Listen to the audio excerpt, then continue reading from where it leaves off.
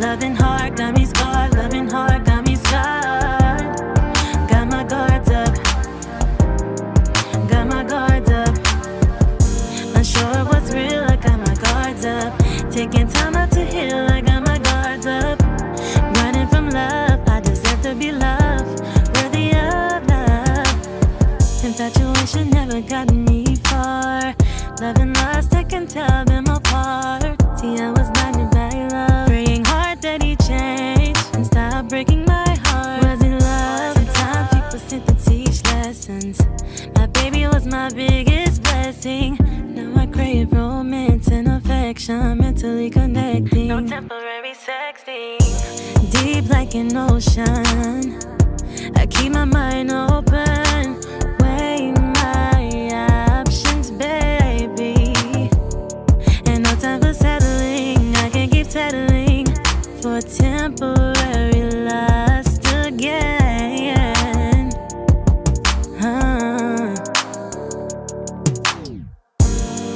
Got my guards up.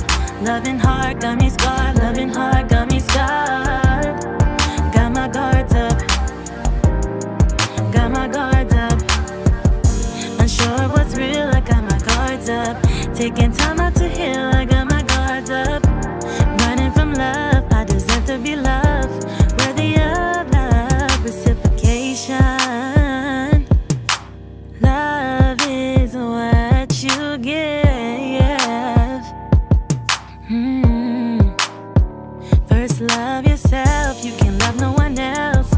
True beauty comes from within, yeah, yeah. No more tears, no more hurt. Finally, I know my worth. I got my guards up, baby. Being addicted to love like a drug drove me crazy.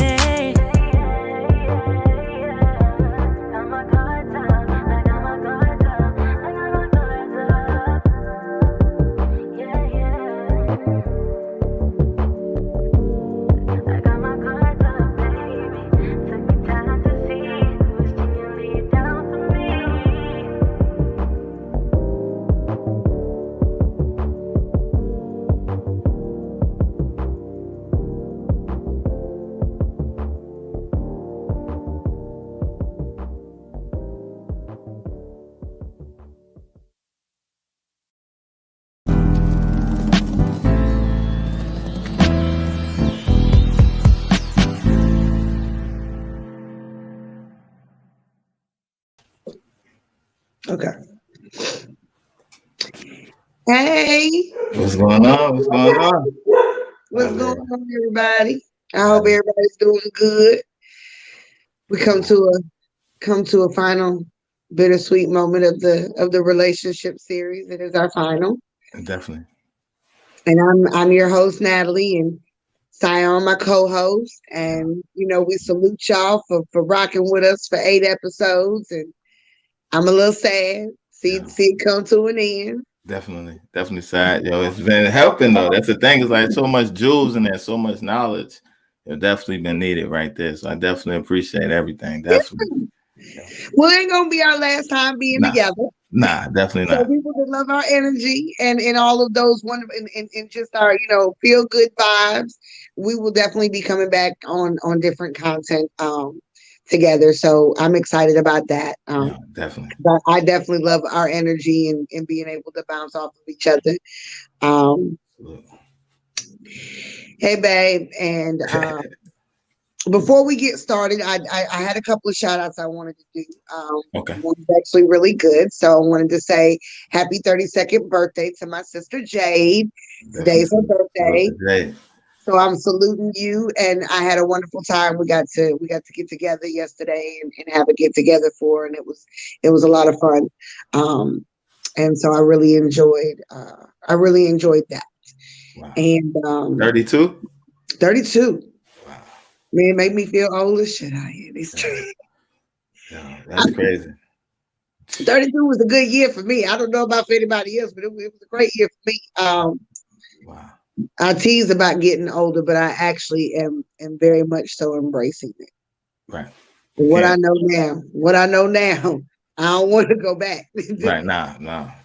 If I If I can't could go go back back with with the what I know, knowledge.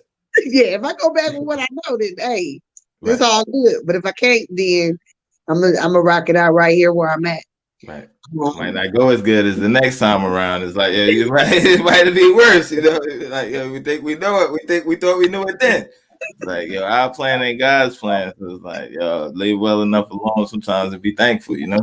That's right. That's right. That's right. And speaking of God, I just wanted to give a shout out to all the loved ones, family, and friends Right. of DJ Bub, DJ Bob. aka Jermaine Perkins. As most of us know, he passed last week. Right. And so, for those of you that know him, I just want to offer my condolences to you, and rest in God during this time, and just trust in Him, and spend some time with Him in prayer, so that you can get clarity and comfort. Don't try to self-medicate during this time. Right. Right. Good brother. That was a good brother. Good memories, good times with DJ Bob. Salute to him. We keep him in our hearts. Yeah. He'll forever live on. That's a fact. Yeah. I was telling me and Rob was cutting up about it the other day. I said, Bub, always come. You be the last one to show up. Got to be late, with the shades on, making a grand entrance. Every time. And just a lot of life though. I mean, he was always cutting up. He was always talking ish, just Right. had a, wanted to be the life of the party, and really knew how to entertain people, and just, I know him, but I don't know him on a very deep level as some people do. But he will be missed. Definitely be missed. And one thing about it, he was passionate about his music, so we had that in common. Yes. On that DJ table, he was one of the best to ever do it, one of the best to ever get behind the ones and twos. Plenty of nights I done seen him rock crowds, or just playing mixes at the crib. So it was like definitely that music connection with him. I definitely always value that. So much knowledge he passed down, so much stuff he knew in the game, that he shared, even with me. So it's like, definitely salute to DJ Bob's. Facts. Yes. Memphis 10 in the building. Salute to Klepto Guns. Memphis 10 in the building. Salute to them. Yeah, so I wanted to give that shout out. I know wherever he going, he asking about the grill and the music. Okay, we can definitely know that he asking questions. Like, so who got next? Let me go and get it right for y'all. So, I just wanted to honor him in that moment, and to give my condolences to because I know a lot of people from the area watch. So if you're from the area, I know you definitely know who he is, or have been, associated in some way, shape, or form. So I just wanted to offer my condolences and my prayers. Yeah, and that's a fact. Salute definitely to all the people that know him, all the people that, definitely a good brother. Again, that's a hard one. Right there. It's like the person you never expect. It always be that way. It's like the one you never they're gonna be fine, like you said, the life of the party. So you always expecting him. Yeah. But we never know from day to day when our last day will be. So it's like, we gotta take this as a moment too, to show them ones that's here that we really love them every day. You know what I mean? Because cherish them, because we never know when our last day will be. No, and I know me and you had the sidebar, when we was talking about, we all got a birthday and we all got a death date. We can speed it up if we want to, with the game of choice, but it is very important to not let the sun go down on our anger. Right. It's very important to love each other while we're here, to give each other our flowers while we're here, and if you're wrong, just don't let yourself not talk to nobody for 3-4 years because you don't want to apologize. You just, like you say, you just don't know. And I think the hardest thing for a lot of people when people pass is, I should have said this, or I should have did that before it happened. Don't allow yourself to be in a space where you end up with a lot of regret. That's a fact right there. So really just, give people their flowers, love on them, You know, it is the inevitable for all of us. Right. Um, but just love on one another and be there for one another, and Yeah. it's really important. That's true right there. I was having a conversation earlier this week with a person, same since we're talking about relationships and love, the Mhm. same kind of thing is like where, it's like sometimes you even your past to move forward. Sometimes it's like you got to be all right with your past and let some of that stuff go. But a lot of times it's like you notice people still be carrying hurt, they'll still be carrying resentment. And karma's gonna get them, da da da. And it's like you still holding on, so you can't move forward because you're still looking back. I had to learn in my life is to just make peace with everybody. Like, at one point or another, if you ever love somebody,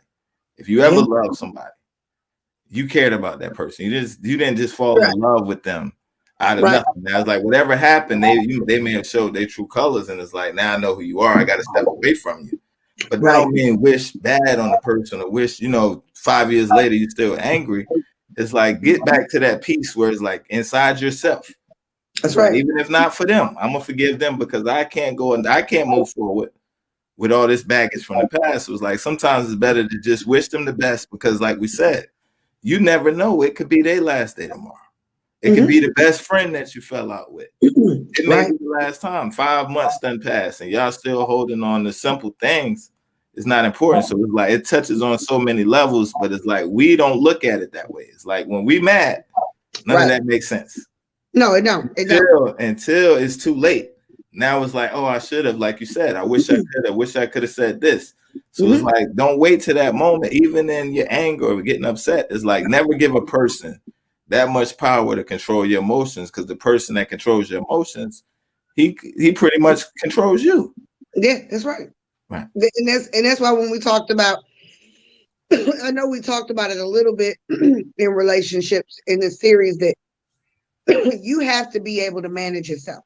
And I said that when you follow me on my platform, we'll do a show about emotions and feelings, because a lot of times, and I know we touched on that a little bit, and I know I'll get into recapping the series, but just to kind of play off of what you're saying, right? You can't give somebody that power. You got to be able to be in control of your own emotions. You got to be able to be in control, because when you're not in control, you relinquish that power. You're like a ball of chaos. Anybody can blow you any which way until Sunday. You don't have no peace. You don't have nothing. And, it's not a way to live your life.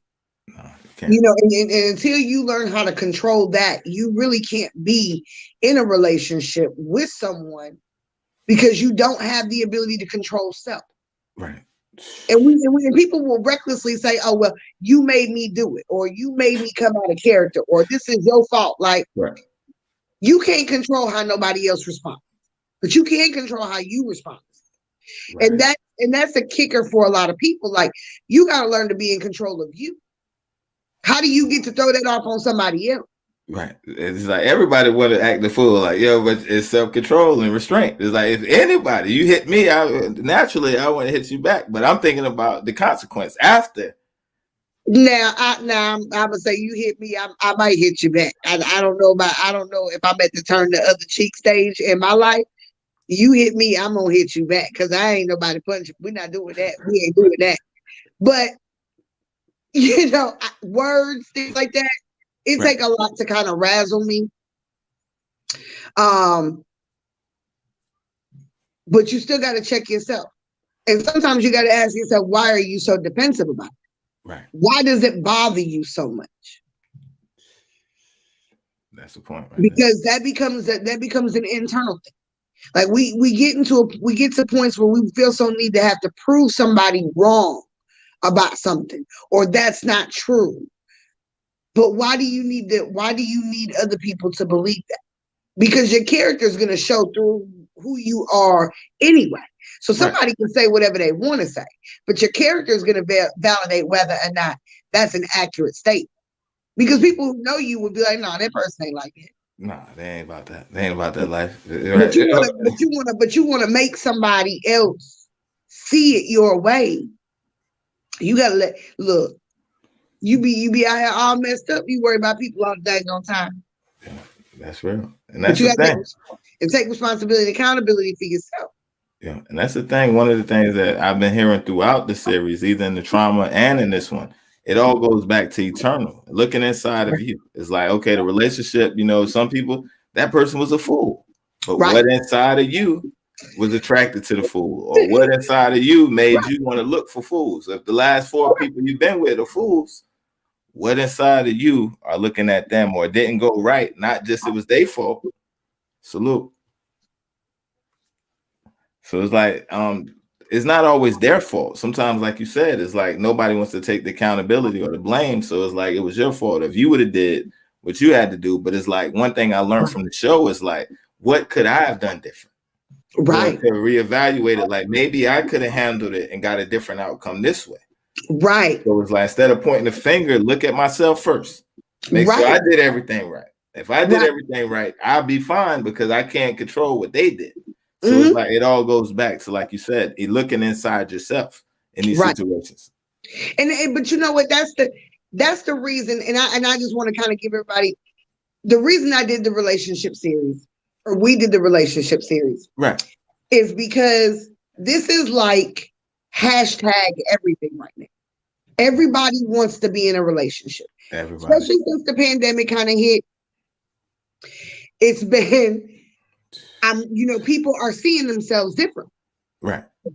I would say this. I don't wish anything bad on mankind at any time. Right. But it really was an opportunity for a lot of reflection. Both self, family, growth, what you're lacking, what you're not. People couldn't go to work, kids couldn't go to school, our people. So it really was an opportunity to reflect and see your life and see it differently. And what's kind of interesting that I have found, now that things are kind of like opening back up, or they're trying to open back up, right, and things are getting back to regular, how many people have reassessed their lives in a way that they're like, I'm not going to deal with this, or this.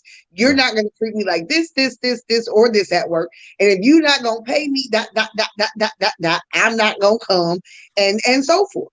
Right. And, I've heard more children, parents have seen so much more disconnect they have with their kids during this time.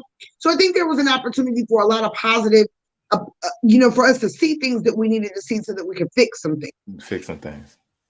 Now, whether or not that's happening, there's another story. Right. But case by case, right. Right. But the relationship series was so near dear to my heart because as a married woman who's been with my husband for 14 years, I see things, I see what people want. And I understand wanting to have that with someone and the sharing of that, because I have that. And I think it's a beautiful thing. Right. But it's work. It's everyday work. And a lot of people do not want to put the time in to get there. It's like we want the overnight relationship. I've been with you, boom, we together, and this is what it is. And you're trying to jump from, 2-3 weeks into a relationship to 4 years in a relationship. You've been in a relationship for 2 years, you're trying to act like you've been together for 6 years. Right. Relationships are not an overnight success. They take a long time to build. But the problem within the culture, I can say community culture, right. This generation, my generation and the generation underneath us, y'all don't want to address no trauma. You don't want to look at yourself. So if you don't want to self-reflect and get yourself healed, you're never going to be fit for the relationship. Because I'm seeing people my age complain about being alone, but you've done created a shitstorm. Now, listen to me when I say this with love. Right. Y'all have created a shitstorm of your lives romantically. You brought in every baggage that you could have had from traumas, maybe from back when you were a teenager. You're lugging it. You're lugging every bad relationship into the mix. Where he wouldn't, you do the same thing he used to do, or I'm triggered by this thing. Look, if you want to be in a relationship, there's a lot of things that you're gonna have to do. Right. And that's what we're gonna do tonight. We're gonna recap that thing. It's real. We're gonna recap it. But if you didn't watch the trauma series, I recommend that you watch it. Definitely. Because trauma is a real thing. And we can be traumatized from a very young age. Parents getting divorced, witnessing substance abuse, witnessing, verbal abuse. Sometimes it's a mental or emotional abuse. Right. Peer traumatization as teenagers. Any of us that went through the 90s, we know peer pressure was a different level back then. It's different. Very It was different back then. because we were built different. You know what I'm saying? So, you wanted to be in the crowd. Hey, this is what it requires. This is what it is. You know what I'm saying? Like, not saying that kids don't have pressures today. Right. It's different. It's different type of pressures today. It is. Like that some of these, because of social media and all the other platform things that they have, it really does make it, Right. But you gotta address the trauma. You gotta find out what you're holding on to and why. And you made the point about not giving other people power over your emotions is learning how to forgive. Forgiveness is not for them, it is for you. It is for you to let go of pain and hurt. We always have the assumption that we are forgiving someone to give them, you are giving them grace and mercy the same way that we would want God to do us. Right. But it's for us to be able to say, okay, I don't have to carry this burden anymore. I don't have to hold on to it. No. Salute. Nah, that's not a salute. Somebody that's some spam. Oh, we got spam going? I couldn't see it that great. We got some spam going on. Who's spamming us? It's about waiting on 18 plus stream. That's like some wait, 18 plus. They said relationships. We wait 18 plus. I don't know what they got going on. But no, so you really do got to address that and forgive so that you can heal. Right. It is for you to be able to move on, to reconcile that. And when we don't do that, we hold on to that and we're carrying that baggage and that hurt and that resentment and that anger forward. Wow. Right. And it takes a toll on us mentally, emotionally, spiritually, even physically. Stress kills people every day. Every day. Heart attacks, dropping dead from stress. Every day. Like you cannot allow, and I know it's a growing thing for us, but you got to get to a space in your life where you think about what it is that you need and what you can do to get what you need for you before you start letting other people into that. Because once you've created something for yourself, you are less likely to let BS come in and wreak havoc over your peacekeeping. Wow. Yeah, it's funny you said that. I think it was my mom was just telling me that like a couple of days ago. I spoke to her about letting people come in your house, right? And wreak havoc. You ain't gonna let nobody come in your home and turn it out. She then applied it to like the same thing you said, your peace, your life, your mind. And I'm like, wow, like, yo, you can see that person that just at the job that just gets on your nerve. That's their whole purpose, to wreak havoc every time they see you. Now you in a bad mood, they going about their day. That's a fact. And that's the thing too with social. Like, a lot of people want to be in relationships, but they ain't looked at their social group lately. Right. Well, who you hang around speaks volumes about who you are as an individual. You know what I'm saying? People associate that. That real is a real thing. Birds of a feather, they flock together. Birds really do that. You know what I'm saying? They migrate together. Certain types, they are in flocks. They migrate. They do that. Canadian geese, they're the meanest birds on the planet, right? Wow. Usually they're in groups of families. So you'll have like 2 or 3 sets of families. The mama goose, the daddy goose, and then their babies. But they'll migrate in, groups of 3. And but one thing I like about the Canadian geese is they're very protective. You come anywhere near the mate or anywhere near them babies, and daddy gonna lose all composure, and he gonna attack you. Wow.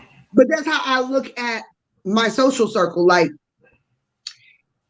I gotta be careful who I let into this bubble because people like you with your friends, you like to socialize, like talk. Right. We're sharing ideas and thoughts and experiences, and we're going back and forth with that. We're sharing knowledge. Right. Right. What happens when you got friends that have had constant negative experiences about a specific area? Right. That's all they're gonna bring to you. Right. Negative views. Gonna bring it to you, girl. You know they ain't nothing, honey. Girl, I've been out here, and then when you start dating someone, they start trying to investigate for you. Well, girl, I don't think he the one. I don't. So you're constantly subjecting yourself to someone else's trauma, and their trauma is coming forward. Wow. Affecting your relationship. Right. Yeah, people can block your blessings in a relationship. Or you also have to think about jealousy and envy that can be attached to that. That's facts. That's a fact. I can't apologize for being there. Y'all know I always throw myself on the chopping block. I can't apologize for being there. But I've had people say, well, you're married, you wouldn't understand. Well, how do I apologize for my circumstance and you're not going to guilt trip me because you're not married? Right. You are the reason you are not married. Say it again for him. Tell them again. That's the reason? Hold on. Let's get started. What's the reason? A lot of male and female. You're the reason you're not married. Right. Legit. Don't put that on nobody else. You are the reason that you are not married. That's a fact. So you need to, if you want to obtain certain things, you have to remove certain things from your life. Address your traumas. Look at your peer circle. Are they a benefit or are they a hindrance? Because I'm going to tell you, I'd rather, I be chilling. When I say my social circle is small, that social circle is small. And I'm cool like that, though. Right. Because I've learned over the course of my life,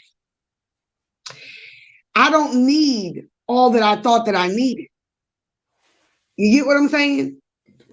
That's a hard lesson, but yeah, I think we all hit that age where it's like what I thought was important really ain't that important. What I thought mattered, right? Everything. And I've had large social circles of friends. I'm talking about, we be going out like 30, 40 deep, especially when I was in the military. Right. Some of them I'm still very close to this day, but all of them I'm not. I can't. Not everybody. But you learn that.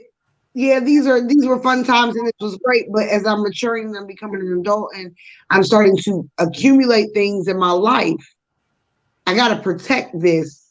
So I need to make my circle exclusive because I don't need anybody trying to wedge into what I have.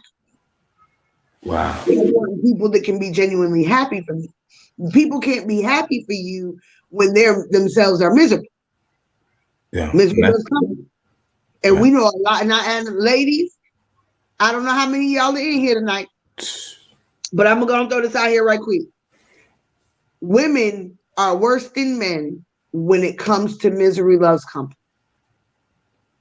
Wow. Women want you to jump on their bandwagon for the I hate man moment. And you always got one friend that is just really toxic and you don't even see. Don't even see it. She's single. She been single. She's going to be single. And she is angry at the world because she's single. Maybe she got a couple kids. It ain't really worked out for her. She's really upset. And every time you think you getting a piece of happiness, she come with a piece of negativity for you. Guys do it too, though. Guys do it too.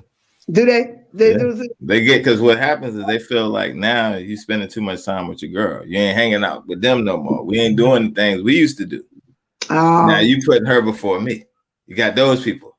Now I'm supposed to put her before you. What the hell is wrong with that man? But you know what? But you got to think about the mindset, though. The mindset says, money over or bros over. You know what I'm saying? So that's kind of like a trained thought, not realizing that men and women, when they become one, she's naturally going to come before everything else. And then the kids, that's like somebody turning. I don't know anybody in their right mind that's going to say, so you putting your kid before me? Yeah, I'm putting.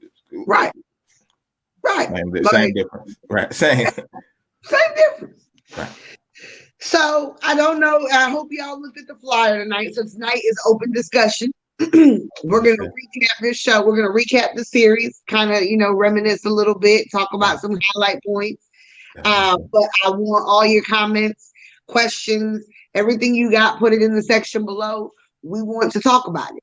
This is your opportunity in your forum to bring us, whatever's on your mind, and for us to go ahead and chop it up with you. And that's a fact right there. I'm screening it because we got some spam, but it's like, I think it's done now. It's like, we got webcam HD XYZ. They tripping advertising we are cam 18 plus. They tripping right now. Let me tell you something. I get texts like that to my phone. Wow. Like where I'm like in a massive group text. Right. And I'm like, I remember when cell phones was exclusive. You couldn't get numbers. You couldn't do any of that. Right. Now it's like, because people have done away with their landlines, it's like, this is like, you can just get a cell phone number out of the white pages. It's like going to the white pages. Right. Although we don't have white pages anymore, for those of y'all that are not old enough to know about the phone book, but it's like you can just get a cell phone number, like going to the white pages. And it's crazy because I'm like, why am I getting this kind of content? And then you can't even block it. You can't even block it because they come with a different one. You block that one, you can't block them all. Why can't the way they do it with the group text, you can't block it? Wow. So you can delete it, but it'll just pop up again. You'll get another one, and then you'll get another one. And then one day I sent a text and I was like, I don't know who this is. I just sent a text to everybody. I was like, I don't know who this is. They were like, man, look, we're getting them too. We don't even know how we're getting. Then every time somebody responds, it starts it right back up. So yeah, I hate them group texts. I can't stand group texts. Well, like if we're having like something going on and everybody shoots a group text, it's cool. But then after a while, like every time you're right, somebody will respond 3-4 hours later, and it's like bang, bang, bang, bang, bang, and it's just like, right. Okay. What we was talking about is over with. It's over and done. Don't need to keep responding. Yeah, and don't have nobody that's a late responder, like the person that show up late and they get it. It's the next day they respond back. Who is this? What? Right. You just not seeing this. You didn't see this. Right. They'll text something back like, who is this? Now everybody's responding. It's me. It's 9 more texts. Loud. Ding, ding, ding, ding. Man, look, call me. Call me. That's I want you to call me. I don't mind texting with you, but I prefer just gonna call me because we could probably get it out quicker than what it's gonna take us to do this whole group. Wow. This whole text thing back and forth, back and forth. Yeah. So, yeah, that's the thing. So yes, we want your comments, and we're gonna go ahead and jump into our review, of the show, our bittersweet moments here. Please. So if you were here, I'm going to kind of recap every episode for you right quick. That's how we're going to kind of go ahead and do it. Like I said, if you got questions, comments, please put them in the chat. We are here to discuss whatever you want to discuss about relationships. So everybody knows that we went over this. Like I said, the series has been near and dear to my heart. I absolutely love this series. Okay. I absolutely love this series. I had a wonderful time doing the series. It's just been a journey with this because, like I said, I believe in Black love. I believe in relationships. I believe in healthy families. I believe in everything that it embodies. So that's why it was a pleasure to do the series. But the first episode, we talked about the different types of relationships. So we talked about dating, committed relationships, casual sex. Wow. We talked about situationships, and that episode was real. Was a lot. I enjoyed that episode. I don't know because I think it's my love and desire to be honest all the time. Right. That I felt like it put some things in context for people. Definitely. Because we see a lot of situationships today. Right. Sneaky links is what they call them. Look, when I think of situationships, I think of people that are sleeping with people that they ain't got no business sleeping with. Right. You know, you messing with somebody that's married or somebody that's in a long-term relationship. You doing things in the dark. You know, everything like you said is sneaky, and it just breeds unhealthy energy to me. Like Right. it breeds like that you're gonna have a problem. Your situation is going to be a bigger situation than what you realized it was when you decided to get your ass in the situation. And then it'll explode in your face. Right.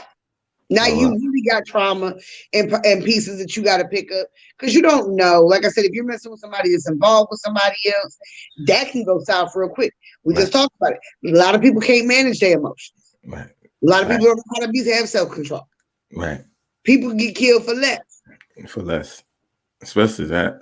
Definitely. What? Definitely. Prison's Crimes filled of with that. passion. Crimes of passion. Nap. Yeah, I worked in a prison. I'm trying to tell y'all, listen to me. They in there. They is in there for that. They's in there for that. Right. They're in there. I mean, I knew a woman who had she had really bad trauma. Really bad trauma. Childhood trauma. Just horrible trauma. And really low self-esteem, was extremely damaged, had been abused. Well, she got manipulated by someone who was younger than her. You know, he was of age at the time. I mean, he was of age, but Right. he was way older than her in the context of what you would, you know what I'm saying? Wow. And never slept with her, but just had her mentally and emotionally just in love and gone. And they committed a crime, and it was very heinous. And now she's spending the rest of her life in prison. So, you know, that's why I say deal with your traumas and don't allow yourself to get swept up in things. Because here's the thing. Situationships usually begin because people know how to talk good. That art of conversation, the art of words is a beast out here in these streets. And there are some men and there are some women that will slick talk you, sell water to a dang on well, and the well already in the water. Okay, and somebody I give you some better water. You know what I mean? Right. So you really got to, and that's where the not only the healing from the trauma and addressing that, but addressing previous situations.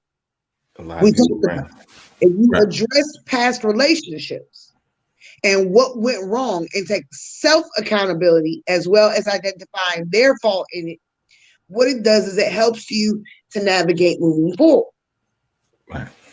When you decide to say, "Oh, it ain't my fault," and "Oh, I ain't got nothing wrong with me," and "Oh, da da da da da da," you have a tendency also to be looking for a lot of superficial things because you haven't really gotten to your own deep layers enough to really have a deep relationship with someone else. Even though you may say you want a deep relationship, it really can only be so surface level because you refuse to be in depth with yourself. Wow. So surface level. Right. Because I'm a firm believer if you really are willing to process things with yourself, look at yourself, take responsibility and accountability, you're more likely to have a more in-depth understanding of yourself on a personal level than you would if you were just surface level with everything. Right. So if you can do that with self, you can do that with someone else. But if you can't do that with self, the only thing you're going to do is have superficial surface level relationships with other people. So you're always going to end up either in a situationship or a casual sexual relationship. Casual sexual. And that's the thing. Right. And even casual relationships, as we know, where two or more people are dating, spending regular time together, maybe engaging in regular and romantic activities. Right. But without any expectation of a relationship because you're not deep enough to go there. You want to enjoy what a relationship brings, but on a surface level without any strings or attachments that's going to make you committed to that individual. Right. And that's the thing. And there's a lot of people, they stuck at the casual, right? But I'm glad that when you broke it down, it's like now you can identify. Because just because you casual dating, people say, "Oh, we just kicking it." But in the casual kicking it state, right? You shouldn't be, like you said, no attachments. You shouldn't be sleeping together. Right. And the casual dating. Some people are just casually kicking it, but they sleeping. They're in situationships. But they call it, we just casual. But once you have sex, feelings get involved. Right. The person is feeling like, yo, we gotta thank it. Now you say, whoa, we just kicking it. Right. Both ways it could go bad on both sides. And it can. And that's why, the casual relationship is so borderline for me, because it's saying, hey, we're kind of romantic because we enjoy these things. So we're gonna play with it without really actually committing to it. Where your situationship is really just, there's no conversation about what it is at all. Right. It's kind of like one of those things where it's like, we sleeping together, but there ain't no label. You know what I'm saying? We hang out all the time, but there's no label. Right. A casual relationship understands that we get together and this is what it is, but we have no expectation of ever committing. Wow. Situationships have the tendency to kind of mirror where it's like, we have all the same qualities as a committed relationship. Wow. The situationship mirrors a relationship. The omission of being in one will never be acknowledged. You'll never get the title. Right. So basically so we can say it mirrors, the relationship may have many of the same qualities as a committed relationship, a casual relationship, or dating, but the people involved have simply not put labels on it. Usually intentionally, whether it's to avoid making things too complicated or because they're still figuring out what they want from each other, or because they're too afraid to bring it up, to have the conversation that defines the relationship. Right. So that's what I call the stuck phase. You've given everything in the situationship, but now you ain't got the label, and now you upset and you want to claim this person, but you can't claim nobody that ain't claiming you back, because now you just look crazy as all get out. Right. But you got people that do that. Right. Yeah, I remember that back in the night. That's my baby dad. That's your baby daddy, but y'all ain't together. Same thing with baby daddy. That's my baby mama. Yeah, but y'all ain't together. You remember them 90s? I'm talking about bricks going through cars and windows and spray paint and keying them. Oh, I done seen some women do some wow. They're turning it out worse than that in 2021. Look, all 4 times, putting sugar and candy bars in gas tanks, trying to tear up that fly ride. You ain't gonna ride nobody else in it. No, you ain't riding nobody else in the candy painted with the 24-inch wheels, thinking you gonna be out here with the system bending some corners in this. Don't worry about it. We're gonna go ahead and put some sugar in here. We're gonna flatten the sides. We put a brick through this window. I'm gonna spray paint the side. Oh, I that's like that movie Acrimony, ain't it? Look, ready to come through and do it. Ready to do it. I mean, would that be the results of a situationship, or was she a committed relationship? How did that? What's your take? I think those things can come from situationships where it's like you finally want to bring it up, and it's like, oh no, I don't want to do that. Right. I just want to kind of stay where we are. Like, there ain't nothing wrong with what we do. Okay, so that means I got to give all this, but you can walk away at any time because there's no label. There's no commitment to this. Same thing with a casual relationship. Same thing with casual sex. Right. But a lot of people really fall into casual sex, especially since the pandemic. You going over somebody's house and freaking them up and down one side, and then your ass going home. Y'all ain't sitting down watching no Netflix. You ain't sitting down having no meal together. Nothing. And a lot of times with casual sex relationships, what usually happens is you'll get a guy or a girl. Usually I more often see it with men than I do with women, but a man will be able to chat her up one side down the other, spend all this time talking, bonding. He finds out how vulnerable she is emotionally and just how raw she is. And he's going to take those 2-3 weeks, maybe a month, spending time talking to you. But once y'all start sleeping together, you'll lose all of that. You'll lose all of the communication, all of the building, all of that you thought that was happening. It was just a ploy enough to tap in to get you, but now he'll sleep with you and he'll continue to sleep with you. Don't get me wrong, he's gonna continue. Ain't no building, no elevation as far as the convo and all that. The bonding phase is out the window. That's over. That's over with. Because once he slept with you, he slept with you. Now he's gonna keep you around, but it's only gonna be the cut. Right. So that maybe you go over there, he come over there, he might let you spend the night, he might stay the night, but I can guarantee you in the morning, y'all gonna be, it's time to go. There's gonna be no more building beyond what goes on in the bed. Right. And that's how people end up there. That's why I tell people too, stop telling everybody your dang on business when you meet these people. Stop exposing, oh, I feel like we've been knowing each other our whole lives. It just makes me feel so comfortable. Child, if you don't comfortably sit your tail down and talk to Jesus. Right. You talk to Jesus. Get Jesus on the main line. Tell him what you want. Right. Tell him what you're going through. We are so gullible. And even women and men do it too. You have some men that are the same way. Will just want to chop. Look, stop telling everybody your business. Right. Do things in stages. Take your time. Take your time. Instead of rushing, open it up. Now you done dumped it out. You done kept it too real. Now they're looking at you sideways. Look, I hear feeling sorry for your dang old self. Well, I just could not believe that he would just or she would just because you ain't had no standards and boundaries. You have no standards and boundaries. And that's the thing right there. Now I'm gonna tell you about that one. That's the one I like right there. Now I'm gonna tell you that now. It's like, yo, we got to the standards and boundaries. I'm gonna tell you, but it's a dangerous thing. I'm gonna tell you now, because that's the thing. It's like the Bible almost, right? Because like you start reading the Bible, you start thinking about the blessings, right? And it's like how you favor, but now you're looking at everybody else. Like they need to get themselves together, forgetting that you got to keep yourself together. So yo, I'm gonna tell you with this standard and boundaries, right? What messed my head up with this one. So I made my list. You gotta keep yourself.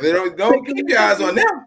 Second week, you thought you made it, you ain't making it because now you over here backsliding. You backsliding. So it's like, yo, I made my list. I got excited. I'm gonna tell you, I got excited. I put my standards. I put my boundaries. I realized before that I would lower my standards and put myself in desperation situations. So I said, yo, once I figured that out, we ain't desperate. Nah, brother. Look at yourself in the mirror. You know who you are. We don't do desperate. So now I got my list. Right. It ain't going down like that. Yo, I got my standards, I got my boundaries, and I'm not wavering on them, right? Right. So now I'm noticing red flags in everybody else. Right. The key word is everybody else. Red flag, red flag, red flag, red flag. But I stopped evaluating myself. So now it's like I got authority. No, that's a red flag because you're doing that. No, that's a red flag because you're doing that. But I'm not holding myself to the same standard. So now I had life will come. So like, I had to realize, like, yo, hold up. It's cool, but at the same measurement you giving, same boundaries, same standards you have, you got to be willing to meet somebody else. So that's what I was saying about the whole series, both of them. Right. The thing I like about it is like I had a little fun at first. That's a red flag. That's a red flag. Now I ain't doing that. So it's like pretty much like I'm the lone shooter. I'm shooting down. But it's like now it's time for me to do the test. Now it's time for me to be hard on myself. Let's evaluate. Let's look in the mirror. That was funny. I'm starting to shoot myself at this same standard. Now I'm like, yo, you being a little too hard on them. Cut them some slack because now the heat is on me. You got to cut some people some slack and work with them. The boundaries and standards said, nah, we don't work with them. You know what I'm saying? You got to start. You got to come up. So it's like, yo, with it all, it's like it helps because you see both sides. But at the end of the day, it's like it's not about them.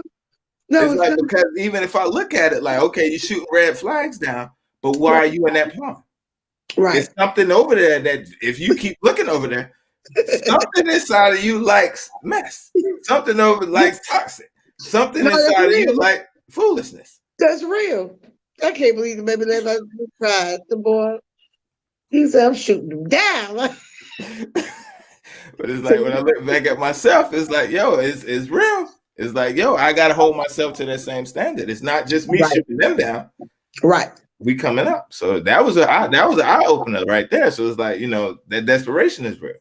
No, You get lonely, and it's like I would be quick to.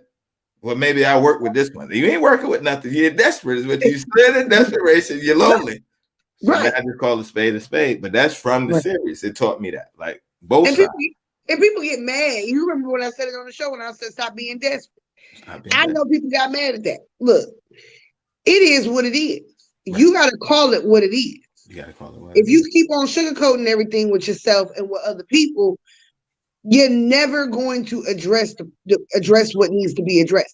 That's why I like standards and boundaries, because they don't waver. They don't. So because they don't waver, there is no room for error. Now you can lower it, but I'm gonna tell you what. Once you lower it, it's a wrap. How low can you go? Because they will never let you. That person will never let you try to reinstate that. No, you can't change the. I think Jay-Z said you can't change the player game in the ninth inning. and cannot. You know what I'm saying? You can't. Right. So it really does boil down to that. We need standards, and our standards are the ethical principles that navigate our lives. Right.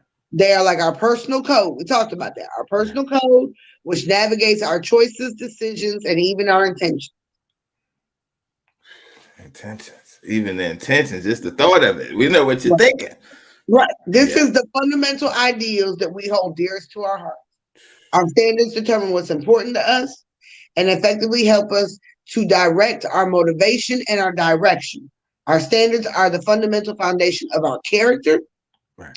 And they dictate what we will and will not tolerate in relationships. That's why they don't waver. They don't waver because it's the fundamental core foundation of your character, which means these are your ideals. These are what you believe in. This is what you stand on. So if you don't have those, you haven't found your identity enough yet about what you believe and where you stand.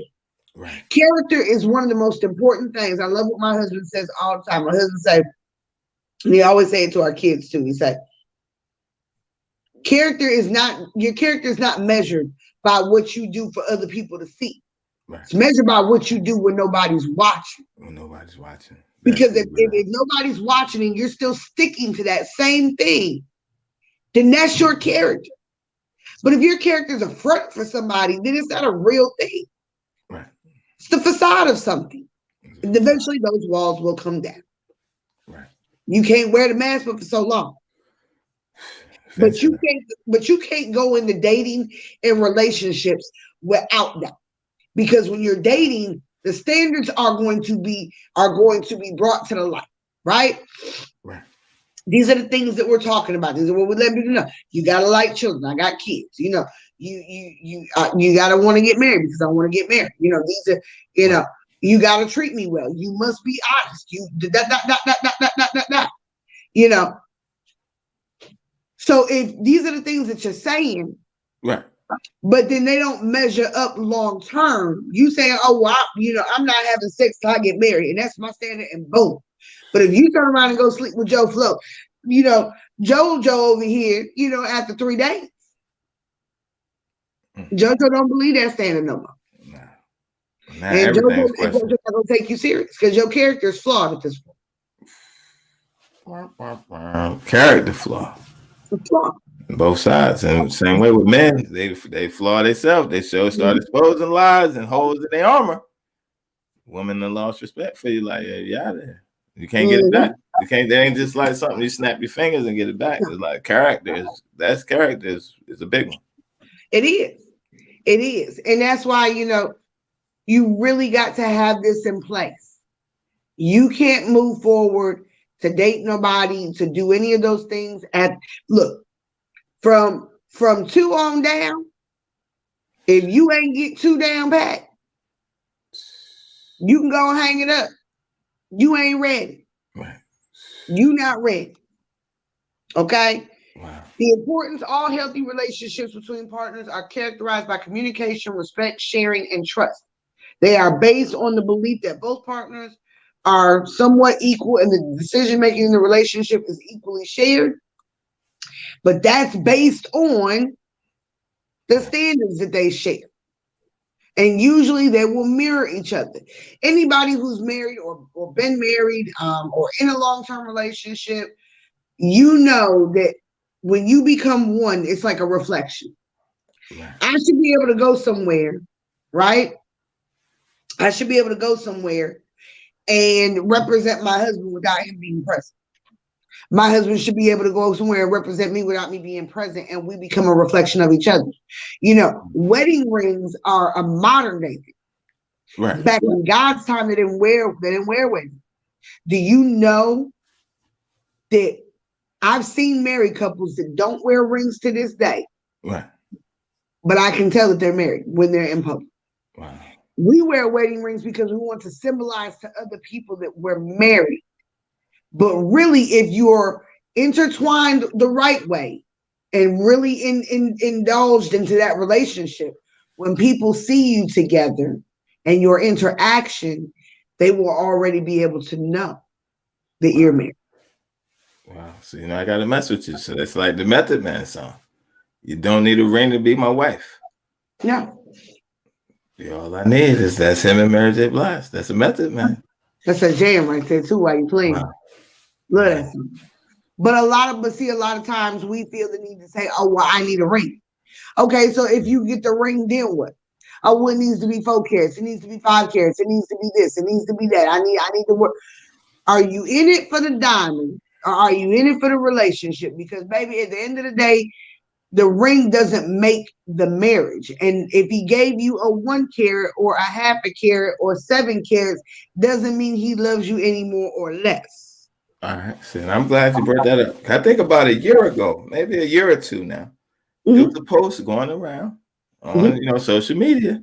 And it was the same thing where it's like, your man buys you this. And it was like a little ring. And it's like the majority of the women, they say, would you marry him or would you be with your man? It's all he can afford. They even dressed it up real nice. It's all he can afford. Right? Majority of the women in my circle, because I don't know the whole world, just the people on my news feed. Right. The majority of them said, no way. Like if he can't buy a good rock or a good stone, we ain't gonna do it. So it's like, I'm glad you said that, because like at the same time, it's like they could buy the biggest ring, but if they don't love you, they don't love you. And if the man, if he loves you, and this is what he can afford right now, the rock can grow, but can the love grow if it ain't there? So as a female, what's your take on that? Because you just said a powerful thing right there. Run that back for me. Say it again. I said you said a powerful thing about a lot of the women, their mindset was, if they can't get the big ring, I got to show my girls. The girls laughing. A lot of them don't want to deal with that. How am I going to show my girls that? How am I going to show my mother that? Is it about the love or is it about the ring? I tell you this. I told you we got the game messed up. You know, women are not the prize by themselves. Men are also the prize. See, me, I'm gonna have a sidebar with Sai, and I want to do just a 1 episode topic on this. Right. And I'm gonna give it to, but I'm gonna kind of break it down. Y'all in these roles. They got it twisted. I'm gonna go ahead and do it right quick. I'm gonna go ahead and get it. They got the roles twisted right now. We've been programmed to believe that we are this, that, and the other. You can watch Cinderella, you can go watch my generation. I'm talking about my generation. Now, y'all generation got some other stuff going on, okay? But we'll get into that too. But look, right. You got Cinderella, you got Sleeping Beauty, you got all these Disney movies, all the message in the world. You are a princess and you should be treated as such, and this is your life, and this is this, and this is that, right? You done carried it all your life. All your life. Okay? Now that's a problem. Because now you got the game confused a little bit because you think it's all about you as a woman. I think it's all. And then a man is supposed to cater to you. Okay? All right? I'm gonna go scratch this for y'all right quick. So don't get mad at me. Look, I told you I want your comments. good, bad, and the For the ugly. So comment, for the comments in there, hit them comments up. Hit them up. look, this is your opportunity to disagree with me. Share your thoughts. Tell me what you think. I'm gonna get into some. I'm gonna hit y'all in the head right quick with some biblicals. Okay. Right. It ain't about us. It ain't about us. Men are equally a product. So if you think yourself is the prize, you'll never put your man in the space, in the light that he deserves to be in as a man, because you spend your relationship thinking that the relationship is about you. Relationships aren't one-sided. Right. And then if you want to get on a technicality, I bust your head for you right quick. God said, I created man in my image, and then woman was created in the image of man. Man did not come from woman, but woman came from man. Right. God said, I created a helpmeet for him. Right. That. So right there is messed up. Right. See, I believe for me anyway, this is how I live and govern my life. People say, well, how you been married 14 years? How, been with your husband 14 years, been married for 11. How does it work? What have you been through? I understand my role in my relationship with my husband and where I fall based on the order that God gave us. Right. And what my job is as a wife. Right. When I'm able to do that and keep God in the mix, my relationship will forever blossom and be at its full capacity. Wow, that's right. But people don't want to do it that way. See, we're also programmed to be like, oh, well, I want a man that makes X amount of money, X amount of money, X amount of money. Okay, look, these rappers, these ball players, I don't knock anybody. Oh, do you think? Get that jump shot. Do you think? But that's not a guaranteed lifestyle. Right. And anybody that knows anything about the industry understands how the money is made and what the image of money looks like, but what's really not there. Right. Like I said, you got all these social media influencers, people posting all their stuff, talking about they got all this money, but you went to a super minimalist because it ain't nothing in that damn old house that you got. Right. You got the house, but it's empty. It's empty. So we get on these pedestals where we want men to do certain things, and we don't want to be regular. Wow. First of all, we live in an image of reality TV that tells everybody that they're a celebrity. First of all, you're not a celebrity. Go and dial that back. And if that's your ultimate goal, then that's a dang on problem. Because don't no man want to be with nobody that's constantly putting themselves in a spotlight in a wrong light. In the wrong light. In the wrong light. Because you want to be a wife and a mother and have children one day. I don't want to marry a man. Don't want to marry a woman that's got OnlyFans. Everybody done seen you, and it's not about the fact that you got something that we all women got the same thing you got. It's about the fact that somebody didn't see yours. Everybody can go on your OnlyFans and see yours.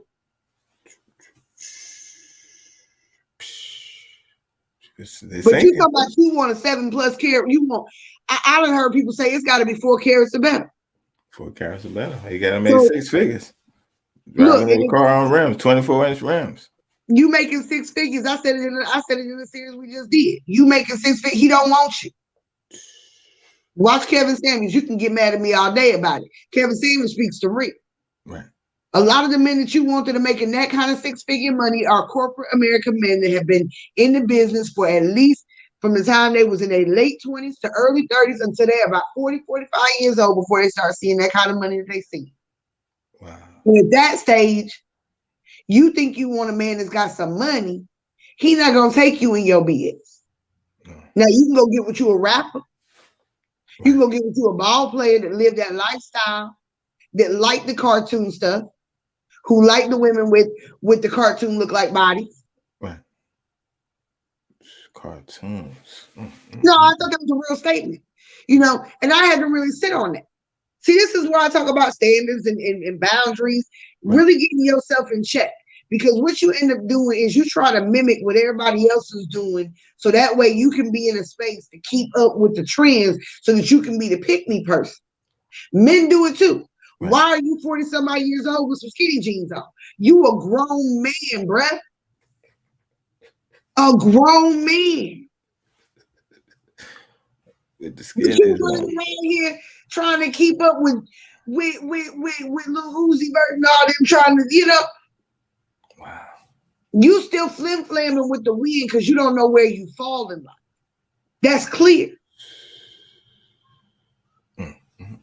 Women out here my age still getting booty implants and Brazilian butt lifts. And look, it ain't nothing wrong with wanting to look good and feel good. Right. But there's such thing called as a gym. Right. You should feel comfortable that if you get small or you put some weight on, if you're trying to get thicker or whatever, this is your body type. This is what it is. This is what God gave you. Right. Y'all out here with booty so dang on big, your legs and thighs don't even match. Wow. I know it's like dead meat in there. But you want husbands. But you want husbands. And you want him to put you on a pedestal, but you won't cook, you won't clean, you won't keep your legs closed from other men. You know what I'm saying? You on social media, airing out your dang on business. You don't have a relationship with God, so you don't know how to be a wife. Right. But you want certain things. But you don't feel like he has the right as a man to want certain things. Right.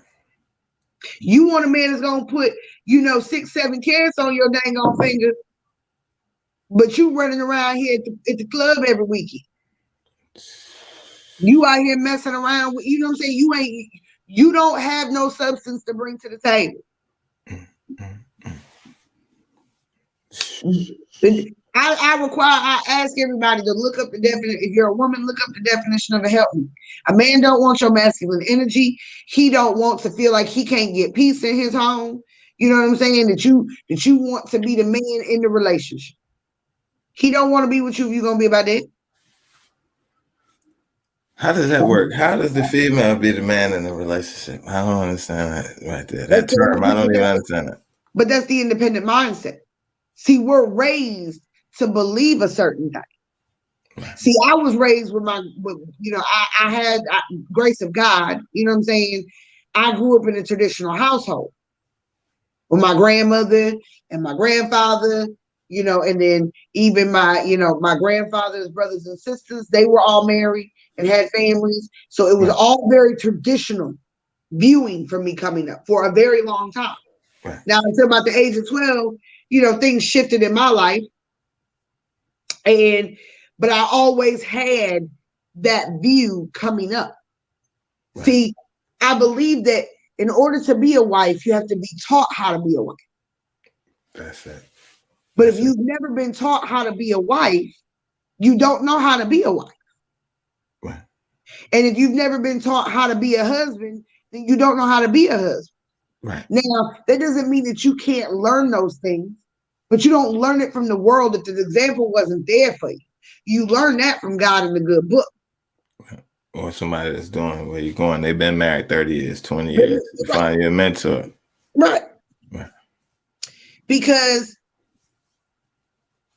women don't, especially for me coming up, I can recall never seeing a woman bring the level of energy and negativeness and authority over a man the way I do today. Now, I'm going to tell you something right now. My grandfather wasn't having it, honey.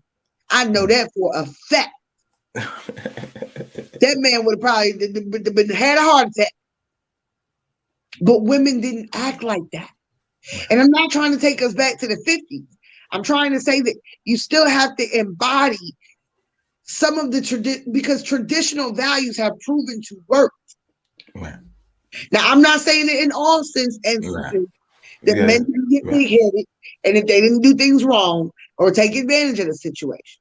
Right. But this is where the growing, teachable moments have come to our generation. where we have the ability today to really have successful relationships. Right. Because women can do things. They may not need to, I hear a lot of women say, well, I don't want to work. I get it. You don't want to work. That's Right. women in the Bible, they did work. They didn't work as strenuous as jobs as men did. But most men don't want a woman that is so independent that she doesn't need him, because men want to feel needed. They need to be able to provide and protect and to teach and bring that to their household. Right. They need to be able to do that. They can't do that. If we're so independent that we don't know how to submit, and we don't, I really encourage people to look up the word submission and look at it from a biblical standpoint. It will really open your eyes a lot on that. Right. But we have it so messed up. We just have it so backward. Right. You got Meg Thee Stallion on the album cover with devil horns, naked. Talking about hands on my knees, on my thought shit. Right. You got WAP songs. And it blows my mind, because you want to be married, you want to be in a relationship, but you'll dance and degrade yourself listening to this stuff. But when a man treats you as such, then you're upset. But you did it to yourself first. You are what you ingest. You are what you participate in. You are what you take in. Wow. The Bible says pray without ceasing. There was a reason for that, because it constantly keeps you in your spirit with God instead of in the flesh. Right. But if you're constantly feeding the flesh, right, with all the things that do not promote wifely energy. That's real. So let me ask you, right? Uh-huh. A lot of times, right? I hear this all the time. Nah, you good. I hear this a lot, right? Men and women say this. I was damaged in the past, right? So it's like my guard is up. Or, men ain't no good because I've been cheated on, or women ain't no good because I got played and stuff like that. Nobody wants to get played. Right. Maybe I'm tripping, right? You the therapist. Maybe I'm tripping. Right, but I'm under the impression, maybe it's an expectation, I don't know. I'm under the impression, right, if you decide you want to get to know somebody, y'all want to start dating and stuff like that, they should be at 100% grade, and then, because this is different. You're not bringing in nothing. The past doesn't matter. This is a new person. Right. You at 100. Now, if I start seeing red flags, I told you earlier, I'm shooting down. I'm shooting you down. But it's like, you should start at 100. It's like, I'm not basing this on something somebody else did. Right. I'm basing it on what you did. Right.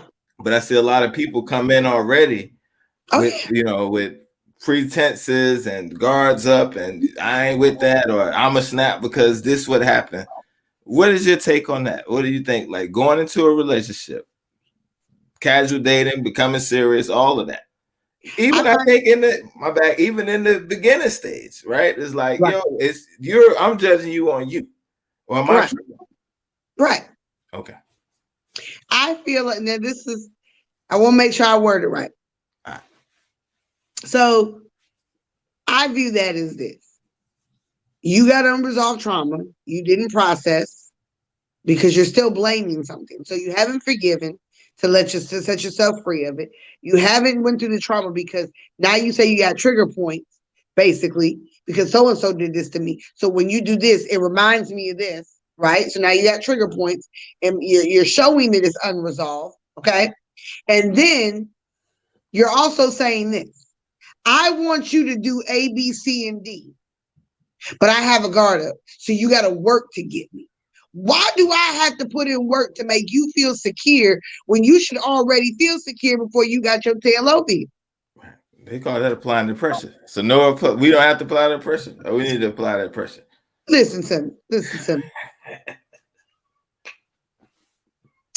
My standards and boundaries list say, look here, I ain't for your mess. Okay? Right. I'm not for your mess. And I'm going to communicate really, really well. So if you can't communicate with me, that's already a red flag for me. Because if you're not assertive, if you're not an assertive communicator, it tells me that there's something going on there. Because most people that are healthy are very much well-rounded and have very good assertive communication style. Right. So that lets me know that something's up when you can't communicate properly. Okay? That is the excuse. And I say an excuse because you continue to hold on to something and use that as not taking responsibility. But you want other people to come in and prove something to you before you're even willing to give an ounce back. Right. Right. We talked about that. Everything should be at the same pace. We're sharing a little, you're sharing a little, I'm sharing a little, you're sharing a little. We're going back and forth. I shouldn't get into the space where I feel like I know you know me more than I know you, or that I've given you more information about me in certain areas than you've given me about you. Right. Right. Now that's a telltale red flag, definitely right there. What's the blockage? Right. I'm opening up to you. What's going on? You don't trust me? That's how you feel. You get offended quick. Now, wait, you don't trust me? Right. So I think that there's some barriers when it comes to that. Like, you really got to see people and stop trying to rush and do things in a manner that's going to get you out here messed up. But women have to really think about what it is that how they want to be represented.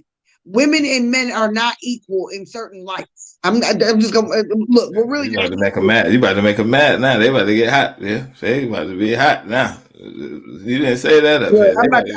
Look. My YouTube channel gonna have 0 subscribers by the time I get done. It ain't even a bomb. Look, talk about ma'am. Look, we came over here.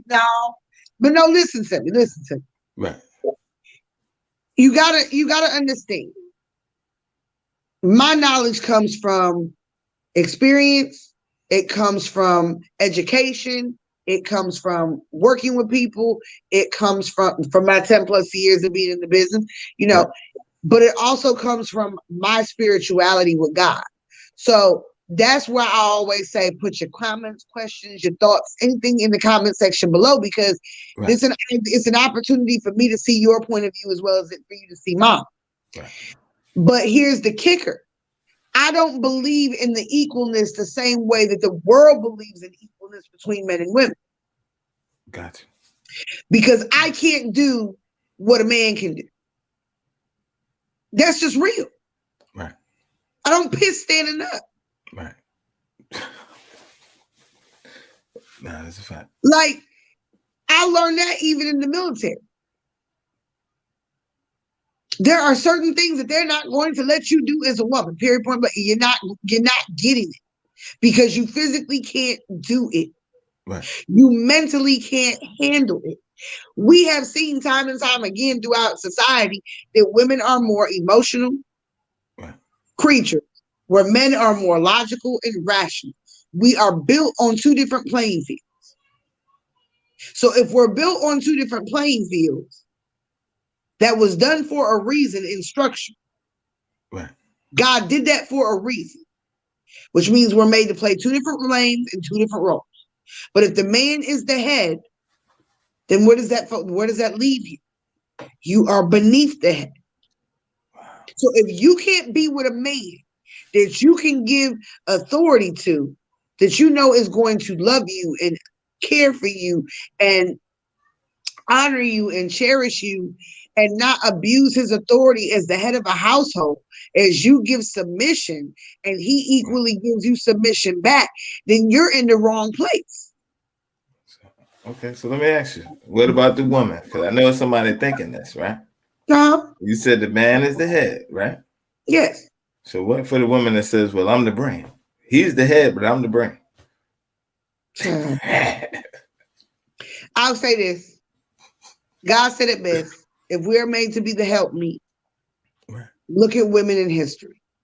Look at all the Black leaders in history that have had wives. Their wives were the helpmeets that supported and encouraged and made and helped to make sure that the vision came to fruition by doing her role and being able to help that happen. Wow. Women love and nurture, encourage, respect. We do operate behind the scenes to help that man get to the place where he needs to shine. Wow. That's what a helpmeet does.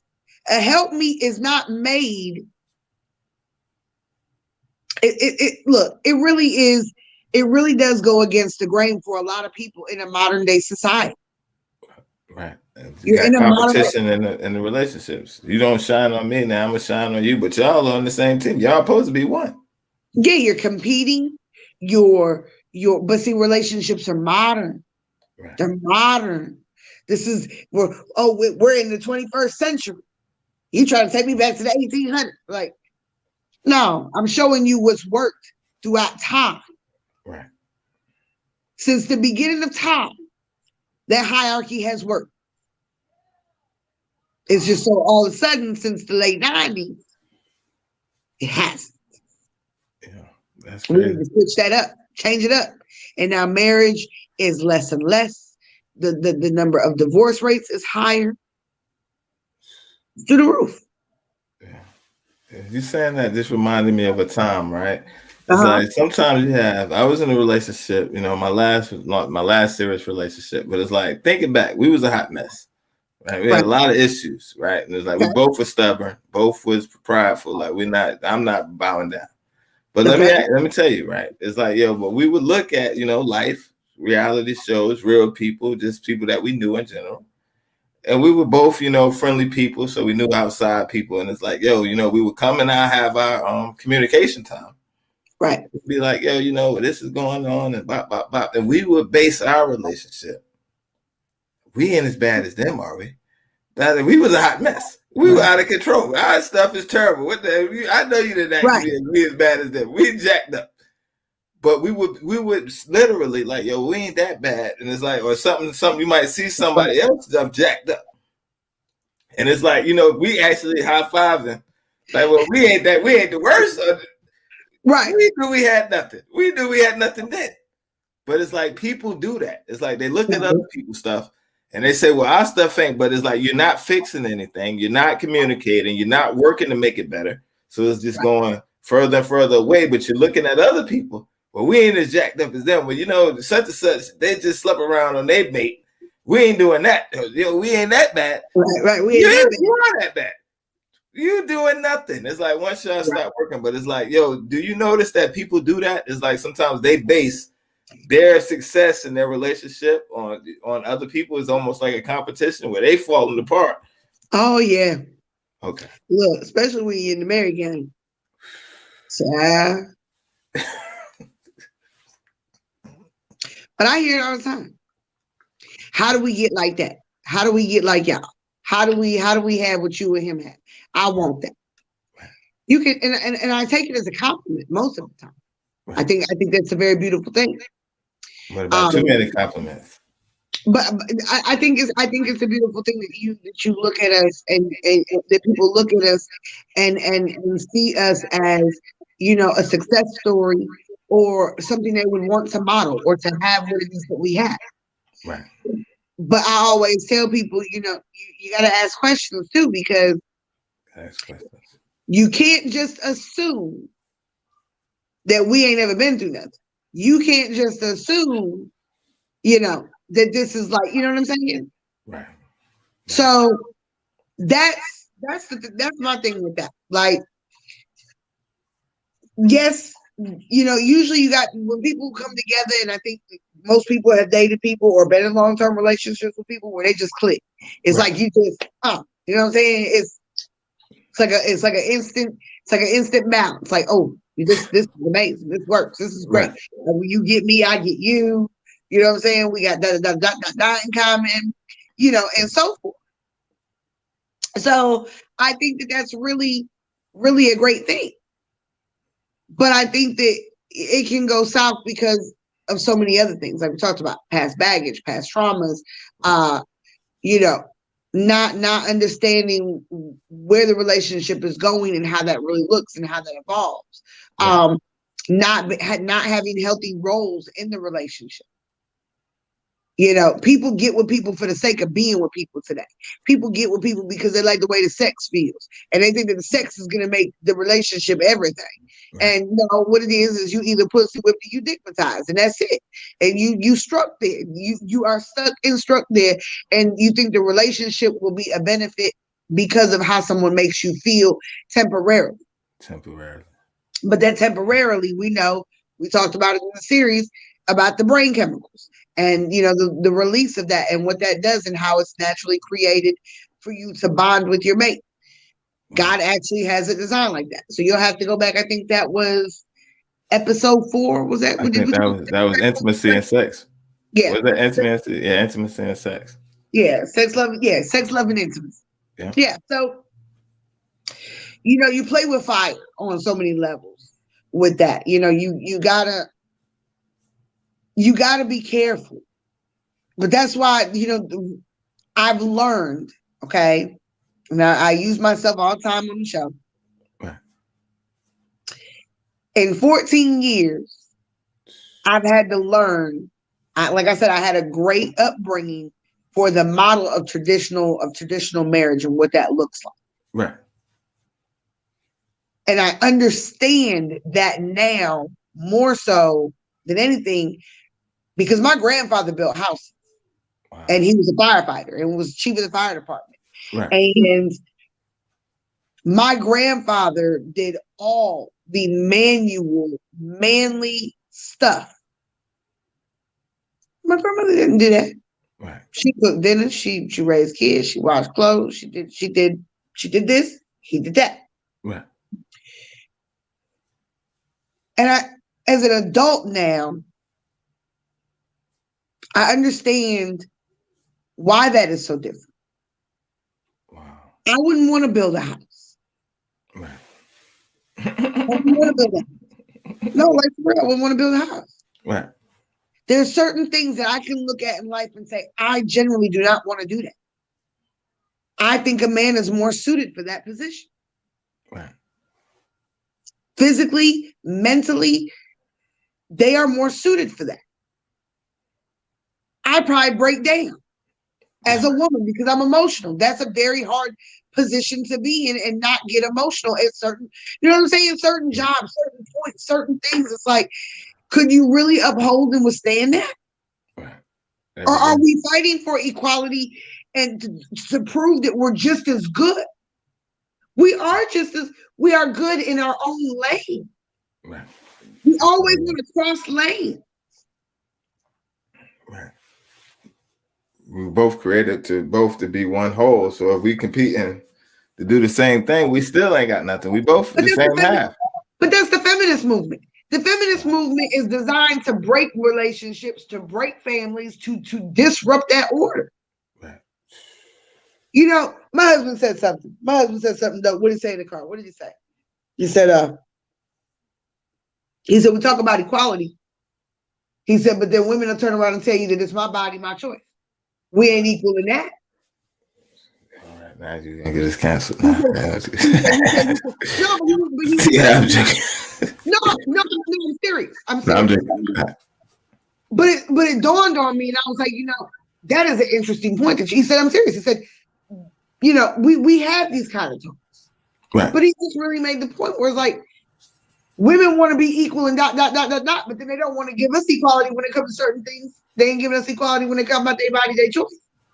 They ain't giving us equality, when they talking about. So it's like, I get it. Right. You can't have it. You can't want one and not give it the other way. Right. If you want equality, it's got to go both ways. It's got to go both ways. You ain't gonna like the way it goes both ways when it goes both ways all the way. Right. And you ain't gonna like it when a man says, okay, well, since we're equal, you don't get to stay home. I can afford for you to stay home and raise children and live well. Right. And do this job. but you want to be equal. So I need you to go out there in that oil rig with me and go ahead and pump some oil. Wow. You see what I'm saying? Right. So I look at things in that light, like, but you have a lot of women that do want to stay home. They want to stay home. They want to raise kids. They want to be stay-at-home wives. The problem with those women is you want everything and it's all about you.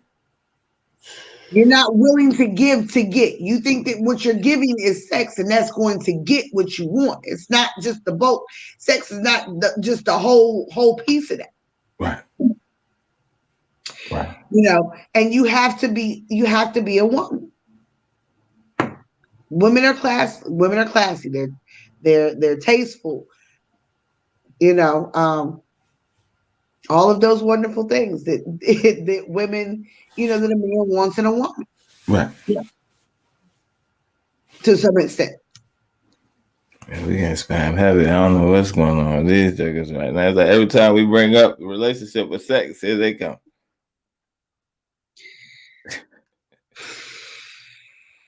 They didn't hijack our show. That's what they did. Yeah, every time we say something about relationship with sex, here they come like. Oh, yeah, talking about it. See, that's the type stuff like that. Right. But you just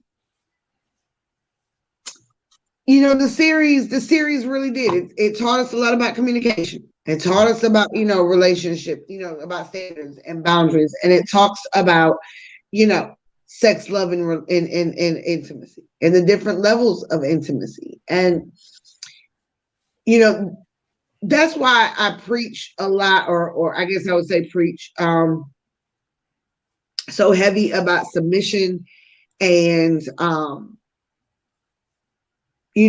not being afraid to fall into a role in your marriage or in your relationship, because if you have the right intimacy, right, emotional, and if you have experiential and emotional and intellectual and sexual intimacy, then you're going to know that there's a level of trusting. You're going to know that because you built intimacy in all these different areas in your relationship. Right. So that that you have explored each other on an intimate level in all ways, spiritual intimacy. Right.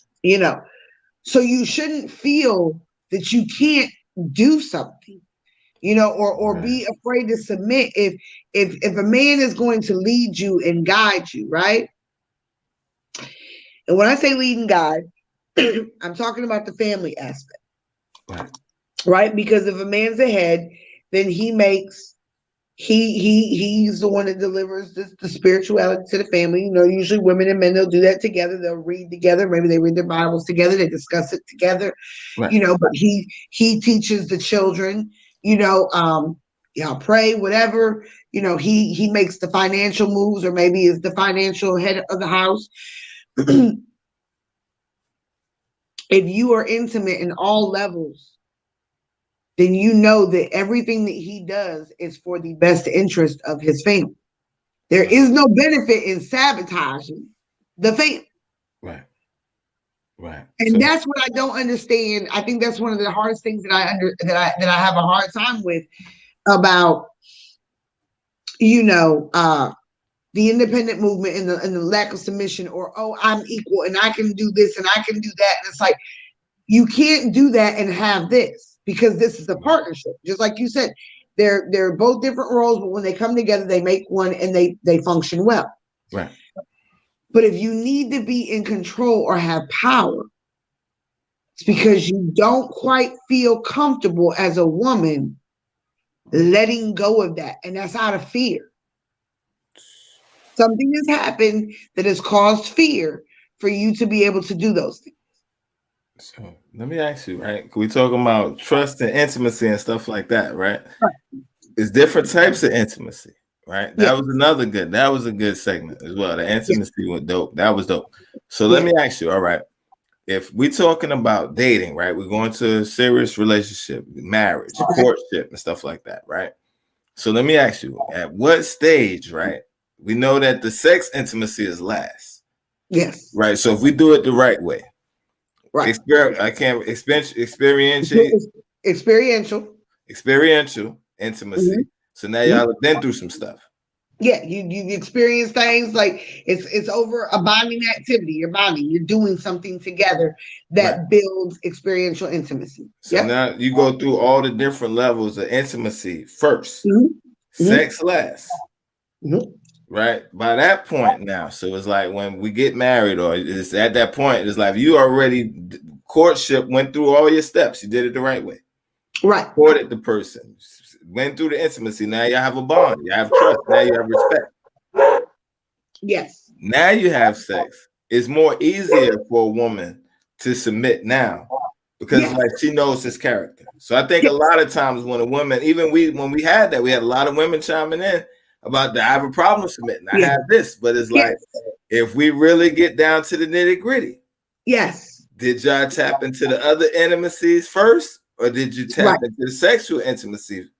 Because if And you I do, find that and I find that interesting that we can casually throw around sex the way that we do, right, wanting what we want. And I think that it shows the promotion. You know, and I've thought about I've thought about the series, just different points, and I've watched the videos, and I've thought right, about, okay, well, I could have said this or I could have said that, trying to chop myself up a little bit. But we have been programmed to believe that we have to do it this way. But when you put sex before other things, you end up being hurt. hurt. Now you're emotionally scarred. You're emotionally damaged.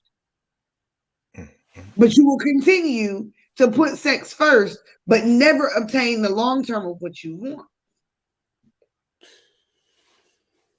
which is a barrier. That's why I said real love, the goal of what everyone's getting to is a man wants to be respected. He wants to have a wife. He wants to have a legacy. He wants someone to lead. Men are trained to need to lead a family, lead children, raise children, provide, protect. These are natural instincts and embedded in men that they want to be able to do. Right. Men want to give that as well, but they don't want to give that to someone that they don't feel like is going to value that. So it goes both ways.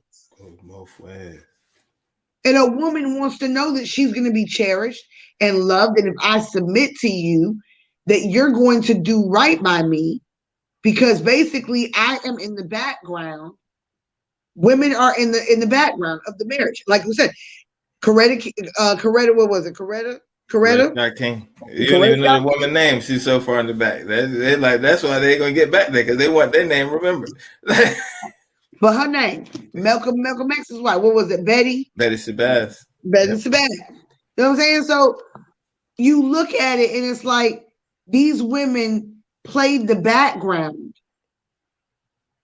They were amazing, strong, amazing women. Right. Do you think that they had issues with submission? No. Do you think that they had an issue with playing the lane in their marriage? No, they didn't. They were powerhouses too. And it's like they had respect. Oh. Right. They had respect from their men, because they wouldn't have chose them if they didn't. And look at who the men were. They were leaders. Leaders. Right. And they were able to do that because their wives gave the encouragement and the help and the support to be able to do that. Right. Raising the legacy. Like, that's an honor and a job in itself. So I think about, that's why I said when we did the last series, when we did the episode last week, I talked heavily about, roles. Yeah. Relationships are really about you getting what you want and being able to have that bond. Now, yes, you got to be able to have standards and boundaries. And yes, you've got to be able to communicate. And yes, you need to appropriately go through the steps of sex, love, and intimacy. Right. And yes, we want to make sure that we're dating etiquette is together, and that we have an understanding of how to, go through the motions that are vital, the steps that are needed. Right. But if you don't know what kind of relationship you want, how do you have the relationship when you don't know what it is that you want. Traditional men want to be with traditional women. If you want to be in a modern day relationship, then you get with a modern day person. Wow. So that's really important. You have to really ask yourself, what do you want the relationship to look like? Because there are men that stay home and raise kids while women work. And that works for some people. If that's the relationship that you want, Yeah. have at it.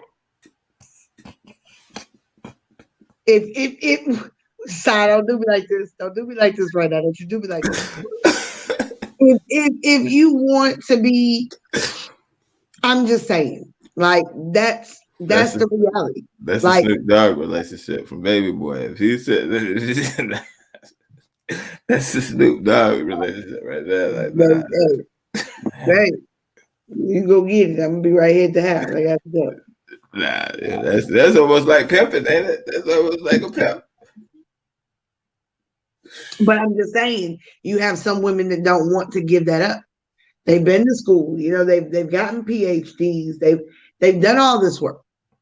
Now they look at, if I give this up to do this, then I've lost. Right. I've lost everything about myself.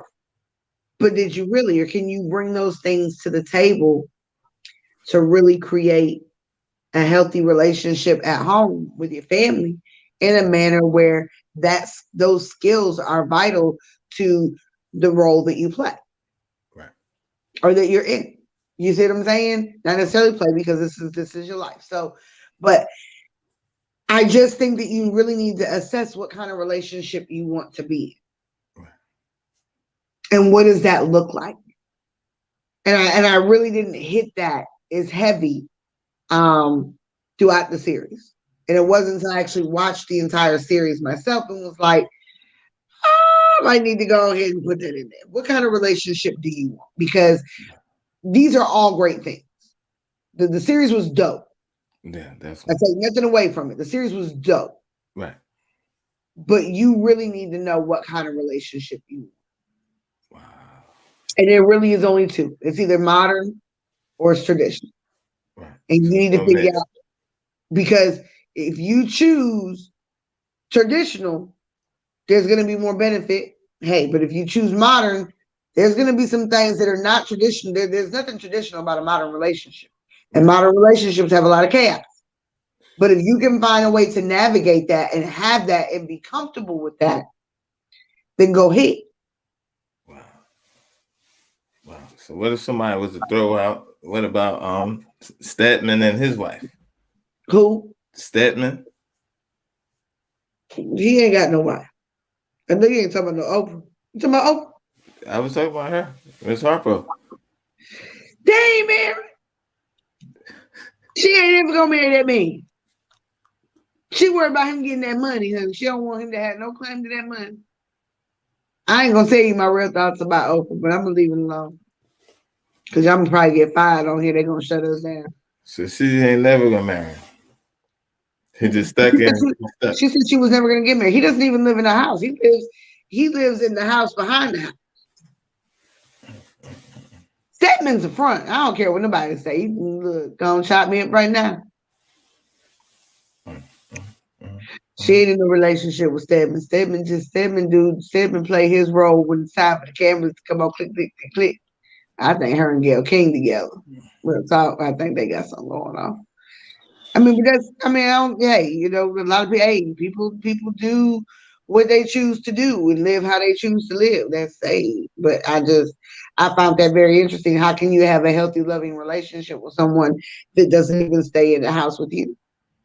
Wow, so that's different. That's modern. So they're married, but they're in two houses. One in the East Coast, one in Atlanta. No, well, I'm talking about he on the property. You hear about that when they came out a couple of years ago, and she was like, he lives in like the guest house behind the house. Oh wow, I didn't know that. In the same place, I didn't know that. Nah, I didn't know. And she said she was never going to get married. Why? Because here's the thing. The real thought about independent women is independent women are very stingy. A lot of them. They're very stingy because they've had to do the work. but they're no different. See, the mindset of that is no different than that of a man. Wow. So you don't want to be with nobody who ain't bringing A, B, C, and D to the table. Well, what do you now? You understand what it's like for a man in corporate America or a man that makes this kind of money to want the same things in a woman that you want. But see, independent women that make a lot of money want to be with a man that equally makes a lot of money. He don't care about your money. Most of the time, men don't care about what a woman's financial status is. Right. He wants your peace, your understanding, your nourishment, be a good mother, stuff like that is what he's looking for. That's why women get blown away when you see random men who got money and go and marry a woman that ain't ever been to school, ain't got no education. He don't care nothing about that. Right. He don't care about that. Wow. He wants to know if he can have legacy with her, if she's going to give him peace, is she going to possess the qualities that he needs her to do in her lane. He don't care about no education. See, millionaire men get married to women that work at Burger King. Change her life. She done came up, leveled up. Because she met what he was looking for. Right. We get so hung up on the wrong thing, and we let society tell us what it is that's important. And a lot of times you following the masses of a crowd is going to lead you in a position that you don't want to be in, or take you somewhere you ain't trying to go. Right. Right. So you really got to redirect it. Yeah, the crowd usually going the wrong way. Oh, look, they're always going the wrong way. My ears itchy. I'm so sorry. What I'm talking about, this thing is getting to me, baby. Yeah, that weather. I'm over it already. Just hurry up and just get I think after about a month it'll stabilize. Right. Look at my face. I said, why it get so cold so quick here? Don't ever get that cold that quick. Right. I said they messing with the weather.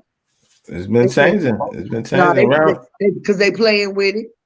Yeah, around fair time. Normally around the end of the fair, it normally be cold the last couple of weeks. So yeah, but I don't know. It's hot one minute, cold the next. Like feel like fall, feel like winter.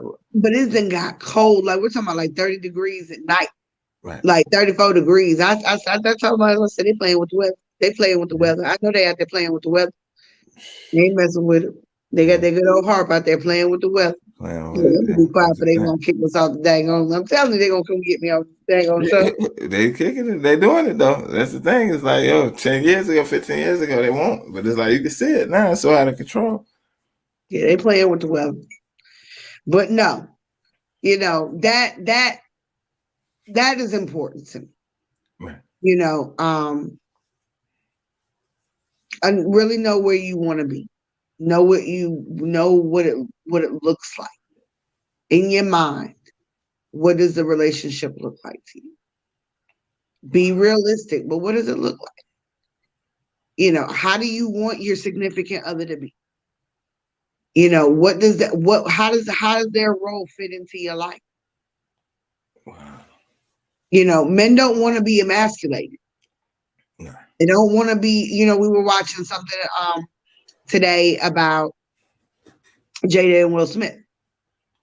And they were pointing out how she just emasculates him and humiliates him every chance she gets public. Right.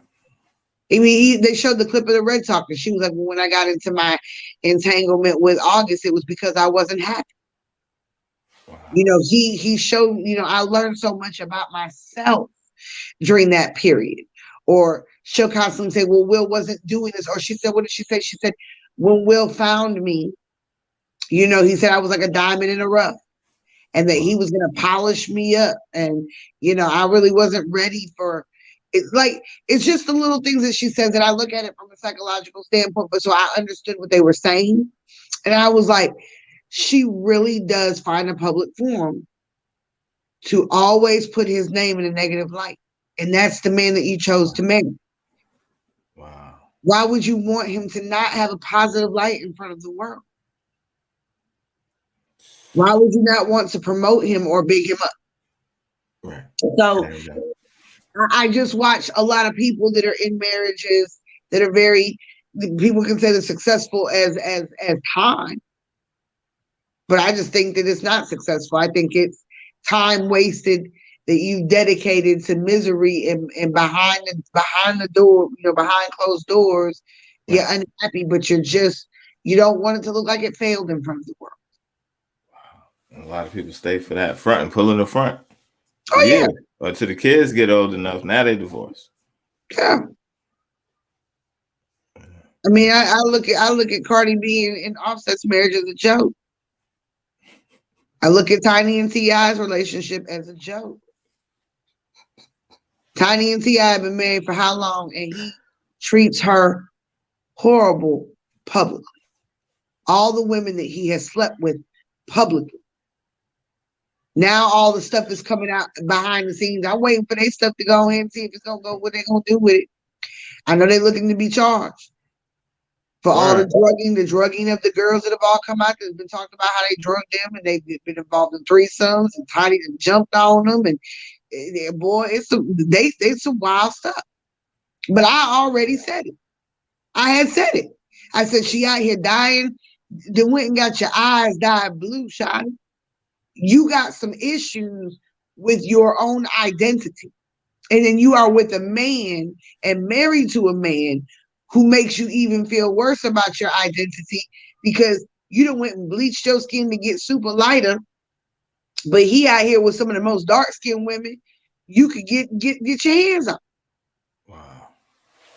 And then you over here playing the game with him in the bed with a threesome because she feels like if she doesn't comply, he won't be there. These are dysfunctions. That's what I try to get people to see. These celebrity relationships, a lot of them are dysfunctions. Right. But love and hip hop, not an ideal way to view relationships. I like Stevie J up there. I don't know. I know he's still married to Faith. Yes, he's still married to Faith. I think they found their match in each other. I think, because they worked together back then and, just the story around all of that. I think that there's some things, but, I think they both have some similar issues. So I guess you'd have to watch it play out, but I know that they're still married. Hopefully it'll work for them. Hopefully they can pull it together and pull the best out and not be tired. You know what I mean? They don't need to be on the show. I don't know why you on the show. Yeah, get off the show. Get off the TV. Yeah, that TV ain't for everybody. Like TV really ain't for nobody. They did Kirk Frost and Rashida like that, and they gonna say he said he had the baby or whatever. And people that have been down in Atlanta been like, man, that's just a storyline. Like that ain't even his kid. Like they just using the whole ploy as a storyline to give them some. Just something to talk about. So he really never cheated on Rashida. Wow. But they make Rashida look. The story of their marriage is really sickening to me. Because she was so young. He's way older than her. I said, I don't know none of this now. This all new to me. He's older than her. Like her mother entrusted Rashida to him, and he was her manager. And like there was a whole story about the mother and the father, or they had moved, but she still wanted to do the music. Right. And they thought that he was a great, he had been around, he was great, he was helping her. They entrusted him. He's been grooming her for that. I mean, now don't get me wrong. Publicly, he tries to make it look like he loves her to death. Right. And I'm not gonna say I don't believe there's no love her, but she never had a shot. Wow. That's crazy. I mean, yeah. And he has humiliated her on more than one occasion. That's the thing. And the parents entrusted her. But yeah, she was like 16, 17 years old. Wow. That's real. They've been together for a long time. No, so let you know that it started when they were young, when she was young. That he was like the first and everything. Which isn't a bad thing, but I think it's just about how it happened. And then, publicly, like I said, people don't need to know everything public. Right. It's okay to use yourself as an example sometimes or share some little bits here and there, but you ain't got to tell people everything. And on these shows, they're constantly being humiliated over and over and over again. For ratings. That's the thing. That's for So ratings. you can get a check. So you can get a check. You sell it out to get a check. Yeah. And that's damage in itself. That's trauma in itself. It's like, because if you have esteem, it's like, I don't understand why I want to get in front of a camera, make a fool out of myself for people to laugh and key. Yeah. I don't understand that. It's almost like the new crack. Yeah. And it also reiterates and enforces dysfunction of relationships. This is natural. It's not. We're sitting there been married for how long? This is natural. Oh, they've been together for X amount of years. This is natural. And then when I said you ingest, what you ingest is what you become. So the girls that are watching it, they start acting like they on the show. They mirroring what they ingesting. Now they bringing that drama over there. Wow. Women talking about, I don't care if he cheat on me as long as he give me a Birkin bag. You got a Birkin bag, but he ain't bought you no land. He ain't bought you nothing sustainable that you can do anything with. That's the problem too with our culture and community when it comes to relationships is we're not trying to build sustainable wealth. We're not trying to build, to create, to sustain, to pass down. We want to give it all away. Right. You need a Birkin bag for what? Right. For what? What's the Birkin bag gonna do? What purpose does the bag serve? It's just like wanting the $4. It's just like wanting the 4+ carats. Well, with red bottoms. There's nothing wrong. If a man is in a position to do those things for you, great. Right. But for it to be an expectation or requirement for marriage, you're crazy. And I think that it's sad that so many people want to be in relationships, but they don't want to be with people that are in their lane. In their lane. Because you gotta really look at the numbers. How many people in the world, and I said it last week on the show. Right. There's not that many 6-figure making men in the world. No. There's not that many multimillionaires in the world. Right. There's not that many. And we're talking about multimillionaires to billionaires is like a 0.1.2%. Right. 500,000 is like a 0.1% and above. Right. It's a low number. 500,000 to multi-millions is low. Anywhere between like 100,000 and 300,000 is like maybe 4%. 4%. So the number is low. You get what I'm saying? Right. So, but you act like you act like men that don't make 90,000, 80,000, 70,000, 50,000. Like they ain't shit. Right. They don't want no scrubs. Scrub is the guy that can't get no love. No. That don't make nobody a scrub. That's how the mentality is. That's what they're trying to say. But what it means is I can't live the lifestyle that I see on TV, or I can't live the lifestyle of the music that I ingest. I can't live these things because you don't make that kind of money. That's real. But see, the problem is you letting other people dictate to you how you should live your life. That's why you got butt implants and breast implants and you out here running around here looking crazy as hell because you done let somebody else tell you how to live your life. Right. And that's the thing. That's the thing right And there. when that ass drop when you 50, 60, That's you see what I'm saying? Like you're creating things for yourself for a moment to obtain something that is not sustainable. Wow. Women are beautiful in the way that God created us. I'm not trying to bash nobody that's got implants. I'm just simply saying you didn't get that idea because you thought about that when you were 16. Like, you know what? I really dislike this about myself and I really want to fix it. You didn't start figuring out that you didn't like something until you became of age. a certain age where you started to feel insecure because the world around you made you feel like you weren't good enough for what you had. Wow. Sound like you won't get enough. But now you want to be married, you want to get into a relationship, but you wearing all your insecurity. That's real right there. That's real talk. So I just think that that's, again, we gotta look at things, and we gotta check things, and we gotta be honest about ourselves, and we gotta clean our own palates out, man. You have to deal with yourself. Why do people find it so hard? They don't want to deal with themselves. A lot of people, it's like that's one of the hardest things to do in the world. No, it is because people don't want to see themselves for who they really are. You don't want to, and a lot of times people don't want to admit to themselves that they themselves are the fraud that they accuse other people of being. If they are the people that are broken, that they accuse other people of being. Right.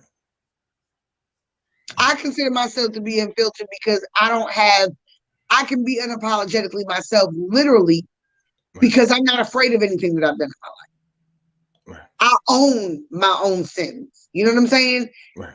I own who I am, where I've been, and what I've done. Right. I'm not proud of a lot of things. You know what I'm saying? I'm human like everybody else. Right. But if I can't learn to see me for all of me and my flaws, the things that are great about me, the things that are horrible about me, that I feel that are horrible about me, how can I expect somebody else to accept that or see me? You know what I'm saying? Right. So many people are creating facades. And that's the thing about social media. You're creating these facades, you're creating these lives, you're creating a lie. And then you want somebody to be a part of that lie. Well, I deserve this and I deserve that. You deserve what you deserve because of what you put out there in the world. What you put out there in the world. We got to ask for forgiveness, but we got to be real with ourselves, and we got to put out what we want to get back in. Right. You treat people how you want to be treated. You show compassion when compassion is due. You show empathy when empathy is due. Wow. I keep it real with everybody because I want people to keep it real with me. That's real. That's facts right there. And that's the thing. I don't want to be a trash friend. You know what I'm saying? I want to be a trash version of myself. Right. Because if I'm not honest with myself, I'm never going to be honest with anybody else. If I lie to me, then it's easy to lie to you. Easy to lie to you. Easy. Yeah. And that's why I said in relationships, you got to do the work. You really got to dig in. You got to dig inside. And that's why, again, I like the series so much because it causes people to really think, what do I know about intimacy? How deep am I willing to go? How do I really, what are my values? What do I stand on? Right. So I can have some standings. Right. It really causes you to just self-reflect.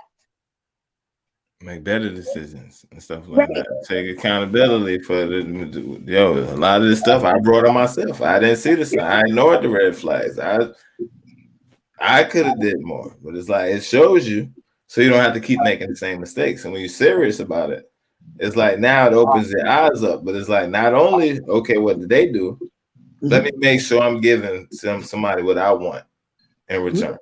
Whereas, like you said, where we get off our high horse, it's not pride where we looking like they did and I'm perfect. Right. Right. And I think I might have to do me a quick one on process, because I think a lot of people don't understand what I mean when I say process. Right. I like to write. That's my biggest thing. I like to write. I like to write poetry. Been doing it since I was 12 years old. Right. That's my outlet. That's how I process. You've got to find a way to get it out and self-reflect it. Sometimes I don't look at it right away. I might write something and it just comes from nowhere. It always comes from nowhere. Right. And then I'll turn around, maybe a couple days go by and I'll read it and be like, I really was going through that, or I really was thinking about that, or I really, that really was affecting me. Right. You got to find ways to process so that you can self-reflect. Wow. And there's a lot of different ways to do that. The reality is, you look, you're not always gonna like what you see. Right. Right. That's the So fact. there are things that I've done where I've been like, you know what? Ooh, that's an ugly thing. That's an ugly thing right there.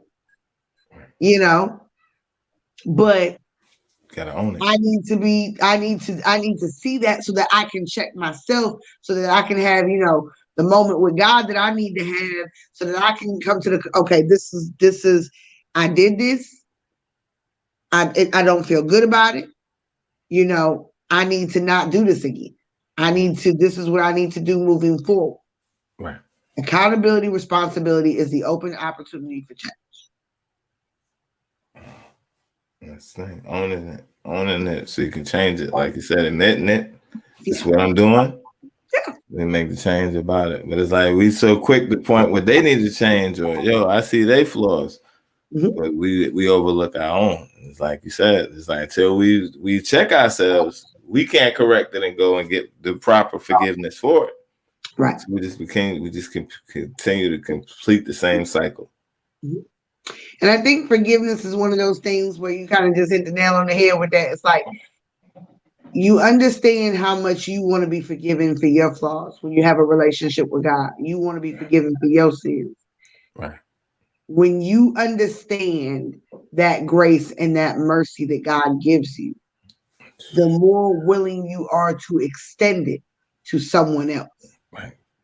Especially, I don't even deserve it. I don't deserve it. It ain't even about you. I don't deserve it. No, I don't deserve it. To me. He's good to me. He's good. He's even in my mess. He's still good to me. So who am I? Who am I to hold it over? And that's me right there. Because I done been through some things where it's like, I thank you. And I don't know why you did it. I don't know why you chose me. I don't know why you saved me. This could have went another way every day. Every day. But it's like when you look back, when you're like all the stuff you've been through, it's like some things like I should have been out of here. Right. I won't think in the right way. I won't give you the honor. I won't give you the glory. And you still, when a lot of people didn't make it. So it's like now you think about that. Then it's like you still on top of that. Every day you give me new mercy. Every day you give me new grace. Every day you woke me up. I know. And it makes you feel good. That's a fact. And that's why I say, people really got to, like I said, figure out yourself. Right. Figure yourself out, know what you want, know what kind of relationship you want. Right. And then move forward, because I know everybody out here ain't saved. I know everybody don't mess with God. Everybody don't fool with Jesus. I do. Right. I do. And then over here, I do. You can't tell me look, there ain't no other way. Okay. Right. That's me though. I don't push nothing on nobody. But those are things that you have to look at too. Do you want a spiritual household? Do you want your children raised in under God? And what's important to you? So, right. Really, really come in with go through this. This is my cue. If you haven't seen it, watch the trauma series. Go from the trauma series to the relationship series. Right. I can guarantee you it will help you. I'm always available for contacts. I know I got my plugs up. So if you can follow me on the social canvas, on Facebook. Is it one word or separate like that? Nope, it's separate. Yeah. Well, it's got 2 E's. Let me fix that right quick. Yeah. So you can follow I did that for a reason too. The social means your social. So that's why I chose the word the, because it means you. So it's your social. That's how I like to say it. The social canvas, your social, your way. Where we talk about everything social. Right. And that's everything from relationships to parenting to maybe even some political stuff to social injustices, random thoughts. It's just everything social. So you can follow it on Facebook. You can follow it on Instagram, and you can follow the YouTube channel. Follow me, Um, subscribe. and if you got any questions, comments, concerns, topics that you'd like to talk about, you can always email me at thesocialcanvas@gmail.com. So I'm really excited about this. I'm here to make people think. That's how I like to use my platform. Right. Is we got to get back to critical thinking. We got to get back to really discussing things and understanding perspectives and insights and ideas and thoughts. But you gotta have some tough skin to come over to the social. You gotta have some skin to come over to the social. Right. Because I know that I'm opening my platform and myself up Right. for people's opinions. But I want people to come with open minds. You know, we get one side information a lot of times. I mean, there are great YouTube channels, there are great channels out there that you can follow. Right. But I just want to create a platform that is open for conversation and thought process for the betterment and the growth for people both on mentally, emotionally, spiritually, that we have an opportunity to grow and to learn. And I want an opportunity to learn as well. So it's just an opportunity to discuss everything social. And that's a beautiful thing right there, because it's dope. It's like, like you said, it's like different topics, different things like that. And it's also, like you said, it makes you think. But when we talk about social, that means like places to go. This is where you can go on. So it's still implied. It's just another layer. It's just going to another level. So from trauma to relationship, now you should be ready to enter the world. You should be able to socialize a little bit.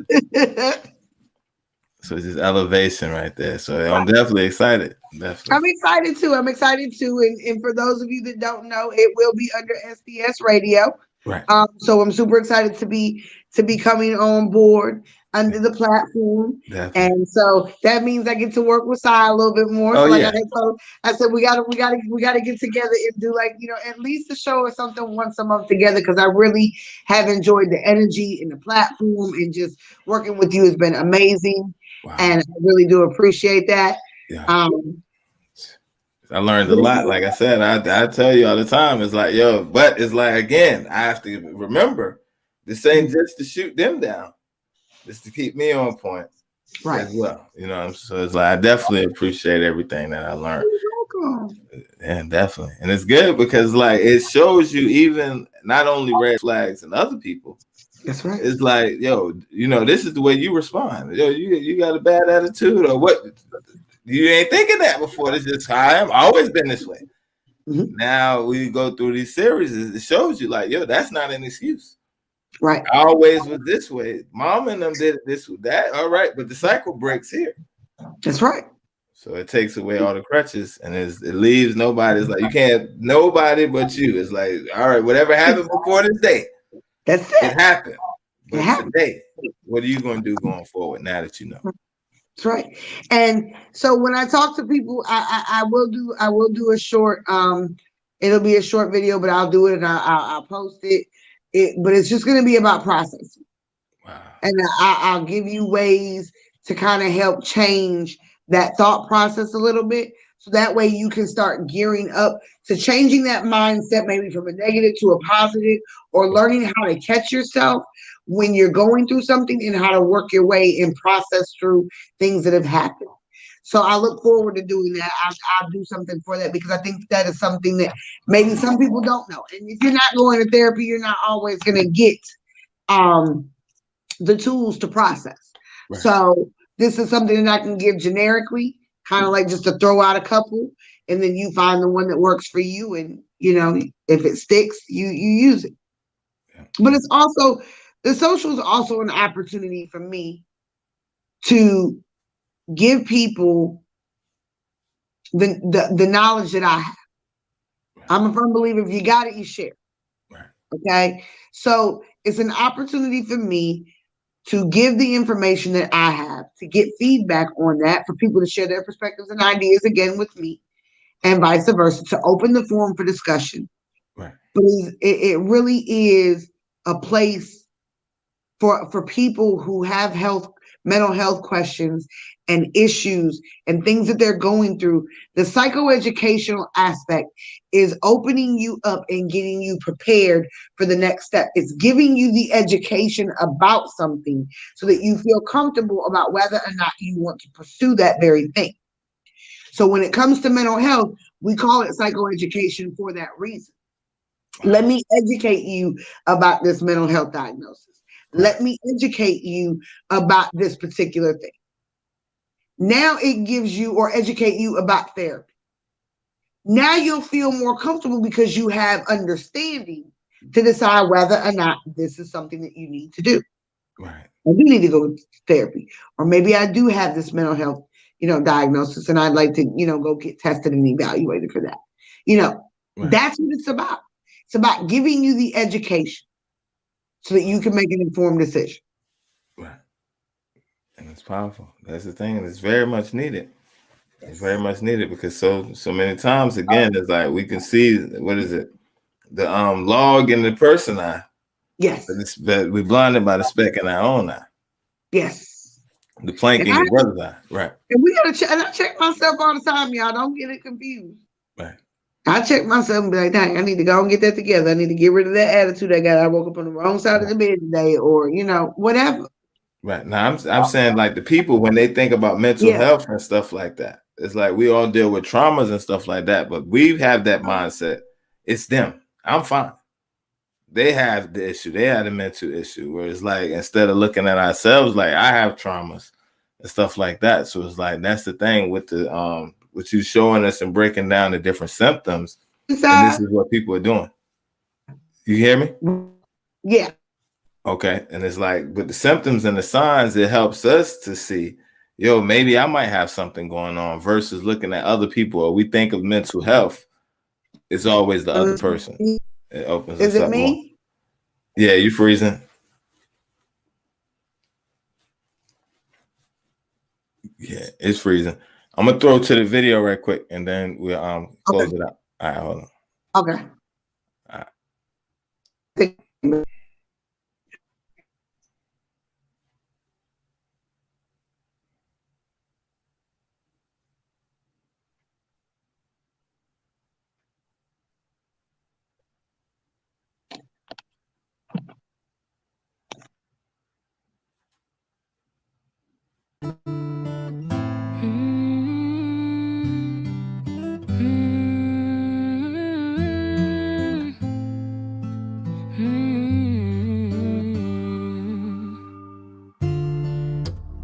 Thought of all the bad times, all the shit you put me through. I'm having a hard time letting go and forgiving you. Over time I lost myself, hoping you would change. I was too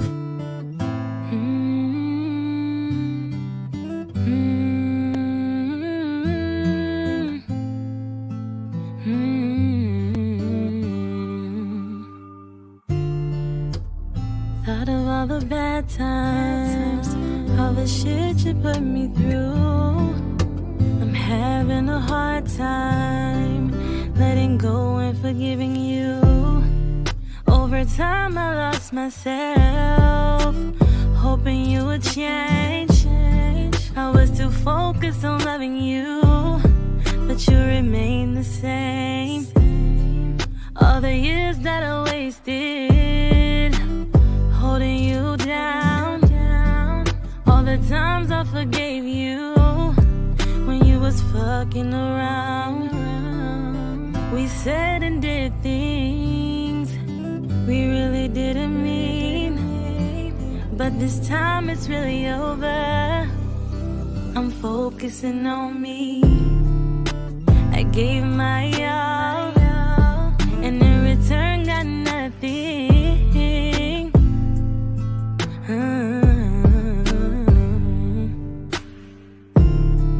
They don't miss you till you're gone. They don't miss you till you're gone. Gone.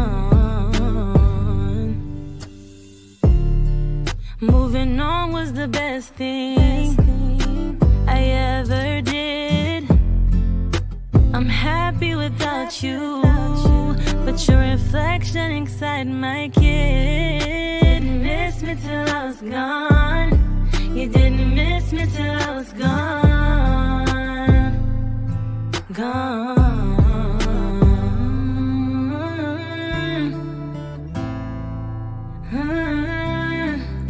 I'm gone, I'm gone, I'm gone.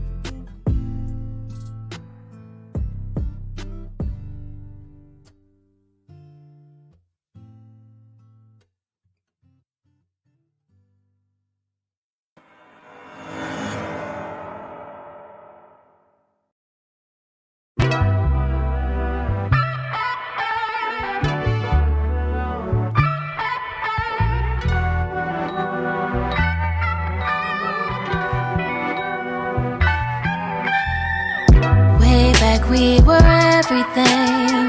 I gave you, took my everything. I sat back and did not complain. You took advantage of my pain. Now we are right here again, telling me she's just a friend. I can't even try to pretend that I don't even care again. Over and over you would lie, telling me it's just my eyes, telling me I don't know why. You complain and yell a lot. I don't even try to complain. Why you do this all again? I see right now this is the end. I'll never do this again. I was caught up. Alright. I think there was something wrong. You was acting so has something in effect or what? But if as long as it's working, I'm good. Can you hear me good? Oh, yeah, I can hear you good now. Yeah, everything's good now. Can you hear me? Yep. I'm up. Okay. I'm up. All right, okay. But yeah, we was breaking it down, and it's like the thing is like I was saying was like it's easy to look at other people when we think about mental health. But it's like getting the education from the series. It shows you like, yo, it's not everybody else. It's like some of the stuff when you examine yourself, it's like, wow, I never understood why I did these things or why I thought this way. Or the stuff that I thought was normal. It's actually like, yo, it's not positive to my growth. Whereas like I can repeat the same steps. So it's like, okay, I see negative results in other people. I can keep repeating those same steps, or I can change me. Because like even when we look at our past relationships and stuff like that, it's like we were the common denominator. Right. And so it's like it's really like it all goes back to self-evaluation, looking back at yourself and being better. It's like regardless of whatever part they played, how do I become better going into the next one that I'm more effective? So I definitely appreciate it. And I believe that. No, I think that's dope. That is a we come into this world with so many things already going on. Whatever trauma trauma serious, whatever trauma our parents had, trauma in people that had hands protecting. We get tainted by so many different elements of unhealthy things and healthy people along the way. Traumas, we are a society where there are so many different elements and play role in process and our thought processes and the things that trigger our behaviors and up like that or not that really do shape us. And it, and then on top of that, whatever spiritual is, You know, you have to go against. You're But glitching when you again. finally do get to a point, okay, It's in and when out. you get It comes and then it goes. It glitches, then it comes back, and then it glitches, and comes. It's in and out. and try to point, and then but I just with that, that you kind of see a trail of dysfunction. Right. That's the time to start a thing. You get out of to be a life. Your life does not have to be a ball of chaos.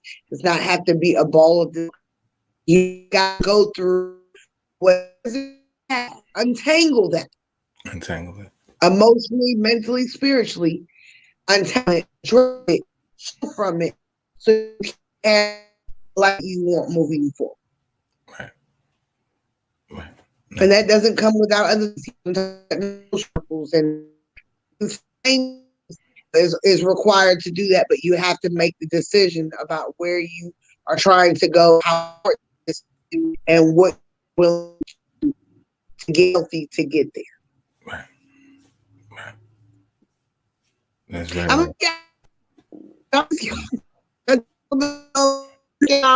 I enjoyed the series. I did. definitely enjoy it. I definitely enjoy it. And the thing is like it's one of those things where it's like people gonna always be able to go back to the series and learn from it. I just wish there was more people active in tonight in the last one because everybody needs it. It's like whatever stage you are in relations, there's not anything on here that's gonna not help you grow. So it's like you could have been together 20 years. It's still information that it helped the 20-year-olds. I mean, the 20-year relationships even grow. It's like, wow, we never thought about that, or we never implemented that. Or you could be fresh starting in the dating stage. Like, boom, this is going to give you the blueprint how to have a healthy marriage, healthy relationship, and it's like it all leads to marriage. So it's like if that's your goal, I want to be married. Mm-hmm. Mm-hmm. These are the steps that's going to help you, and it's like implementing it. And it's like, and sometimes we might mess up. Go back, start over, but don't keep messing up and say, "Well, I always been this way." Because with the series now, you don't have that excuse. Like if you want change, it's here. The information is here, and it's like if you implement it, it's only going to help you. It's only going to help you grow. So it's like that's the thing. But it's like negativity in the world we live in now is the popular thing. Information that's going to help us is like medicine. It's like I don't want that. So it's like that's the thing when we do shows like this. These are the type of shows that should go viral. These are the shows that everybody should be talking about tomorrow night. Yo, last night on the relationship series, they broke this down. That should be the talk. But unfortunately, we programmed and we live in a society where it's like people stray away from truth. They stray away from things that's going to help us grow and help us to be better. And it's like pulling teeth. And it's like, yeah, but I wish so many more of my friends and people that I know would have tapped in and would have watched, because it's like, as a whole, through the trauma, through the relationship as a whole, you would be a better person. And it's like, that's the thing. That's the thing. So it's definitely needed. And I definitely appreciate it. And it's like, I enjoyed it. And I know it's going to be more because there's always topics coming up. So this is just the end of the relationship, but it's not the end of everything that we got going on. So it's like, and we're going to keep bringing the truth because people need it. And there's one thing about the truth. It's like, whether people receive it or not, it's still the truth. And it's like, once we put it out there, the good thing about the internet is like, once we put it out there, it's out there forever. So if it's 5 years from now, 4 years from now, people could still pick it up and like, yo, wow, this thing changed my life. So it's like, we doing it. We don't know how powerful it's going to be right now, but we know the information is going to help people. So it's like, yo, we're doing the right thing. We keep pushing it. We keep putting the truth out there. It's like, and we know that it's not about us trying to get famous or get the credit from it. It's genuinely to help people. And that's the thing. It's like, because you take a risk, you put yourself out there. Right. That's why I took long how I wanted to do the channel. I really wrestled with that spiritually. Right.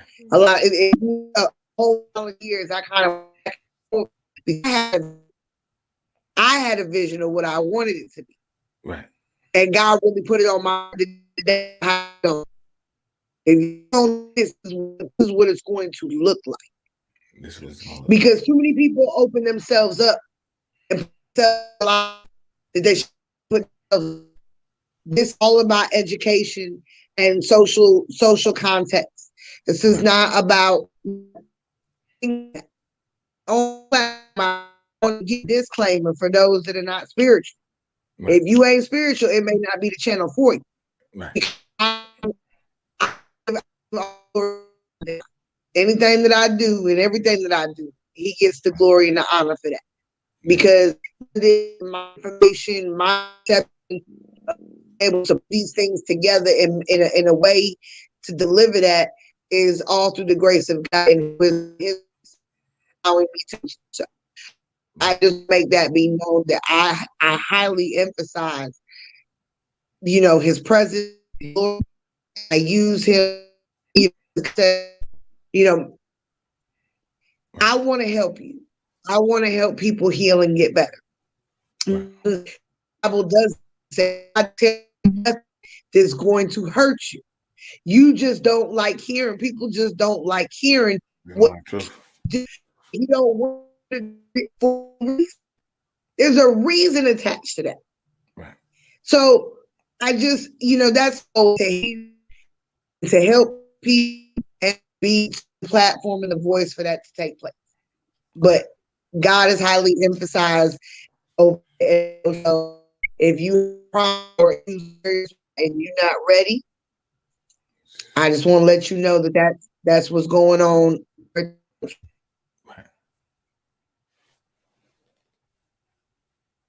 Right. But I appreciate y'all. I love y'all. Yeah, definitely appreciate you. And we definitely thank everybody that tuned in or everybody that's been watching and rocking with the series. Because it's like, I'm pretty sure I want to hear some of their testimonies, maybe we'll get them in the end or people hit us up. But it's like, I definitely want to see some of their testimonies of how the show impacted them and things that they learned and stuff like that. So it's like, whether they watch the playback, they may say it later. It's like, hit us up and let us know what y'all thought about the series and some things that stood out and some things y'all learned from the series and stuff like that. And down the road, even some testimonies of now, I'm in a healthy marriage now, or I've engaged.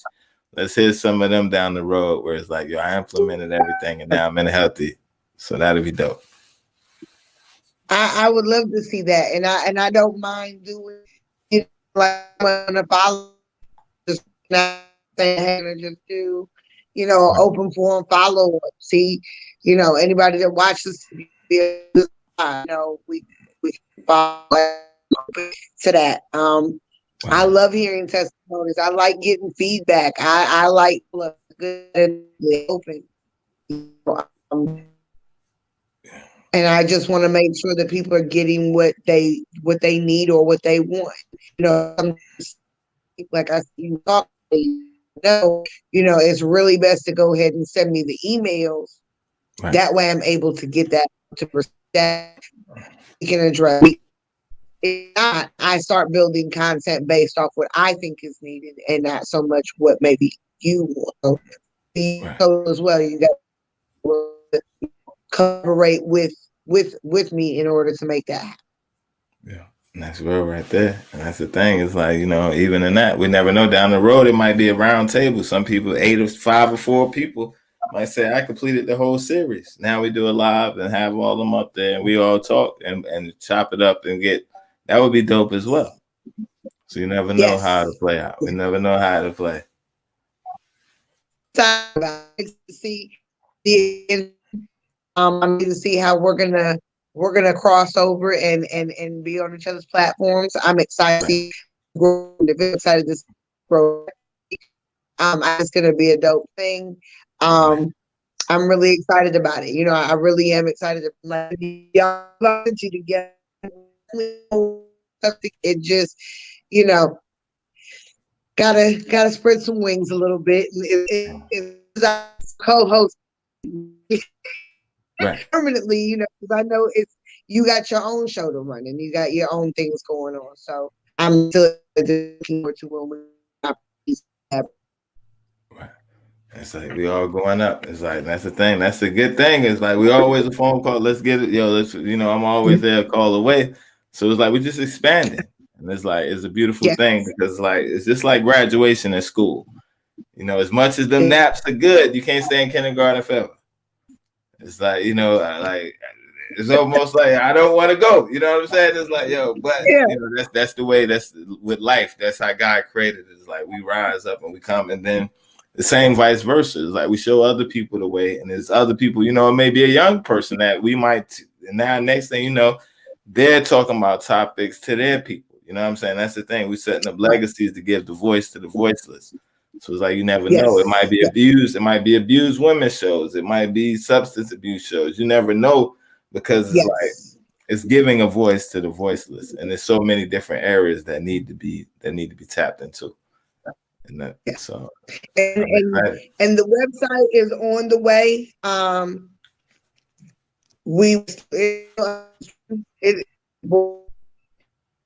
But I'm excited about the website. The website is coming. I'm expecting this to happen in March next year. Because it's more of a platform for modules where you can actually go in and keep actually go a course. So it's going to take me several months to get it up and running. Right. Module that. So I have to be patient with me, but that is something that will be coming in about March, and I'll re-announce that. Okay. And I just look forward to seeing y'all and hearing from y'all and with the big it's to be an interesting ride. And I just want to say thank you for having me. Yeah.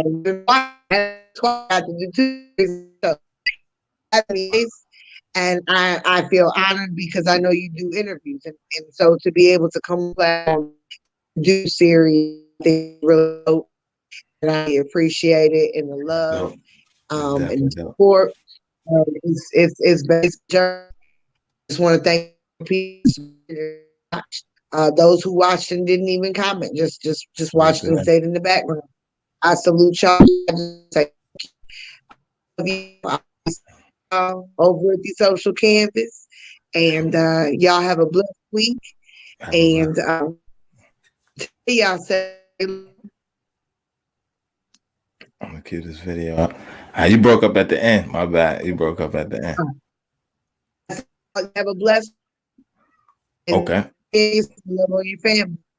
Yo, that's a fact right there. Salute to everybody. Thanks for tuning in. We love y'all. Yo, be sure to tap in the social canvas website coming on all social platforms, and be sure to subscribe and like that channel, the Social Canvas on YouTube. Again, this is our good people. She's family, psychoeducational therapist, Natalie Collier. Yo, much love to you, and thanks again to everybody who tuned in.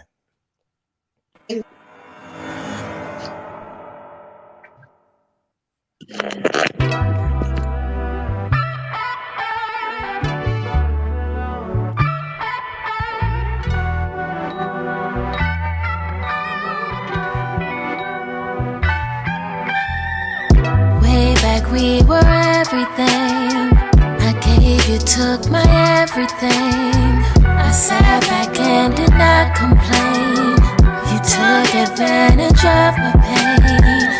Now we are right here again, telling me she's just a friend. I can't even try to pretend that I don't even care.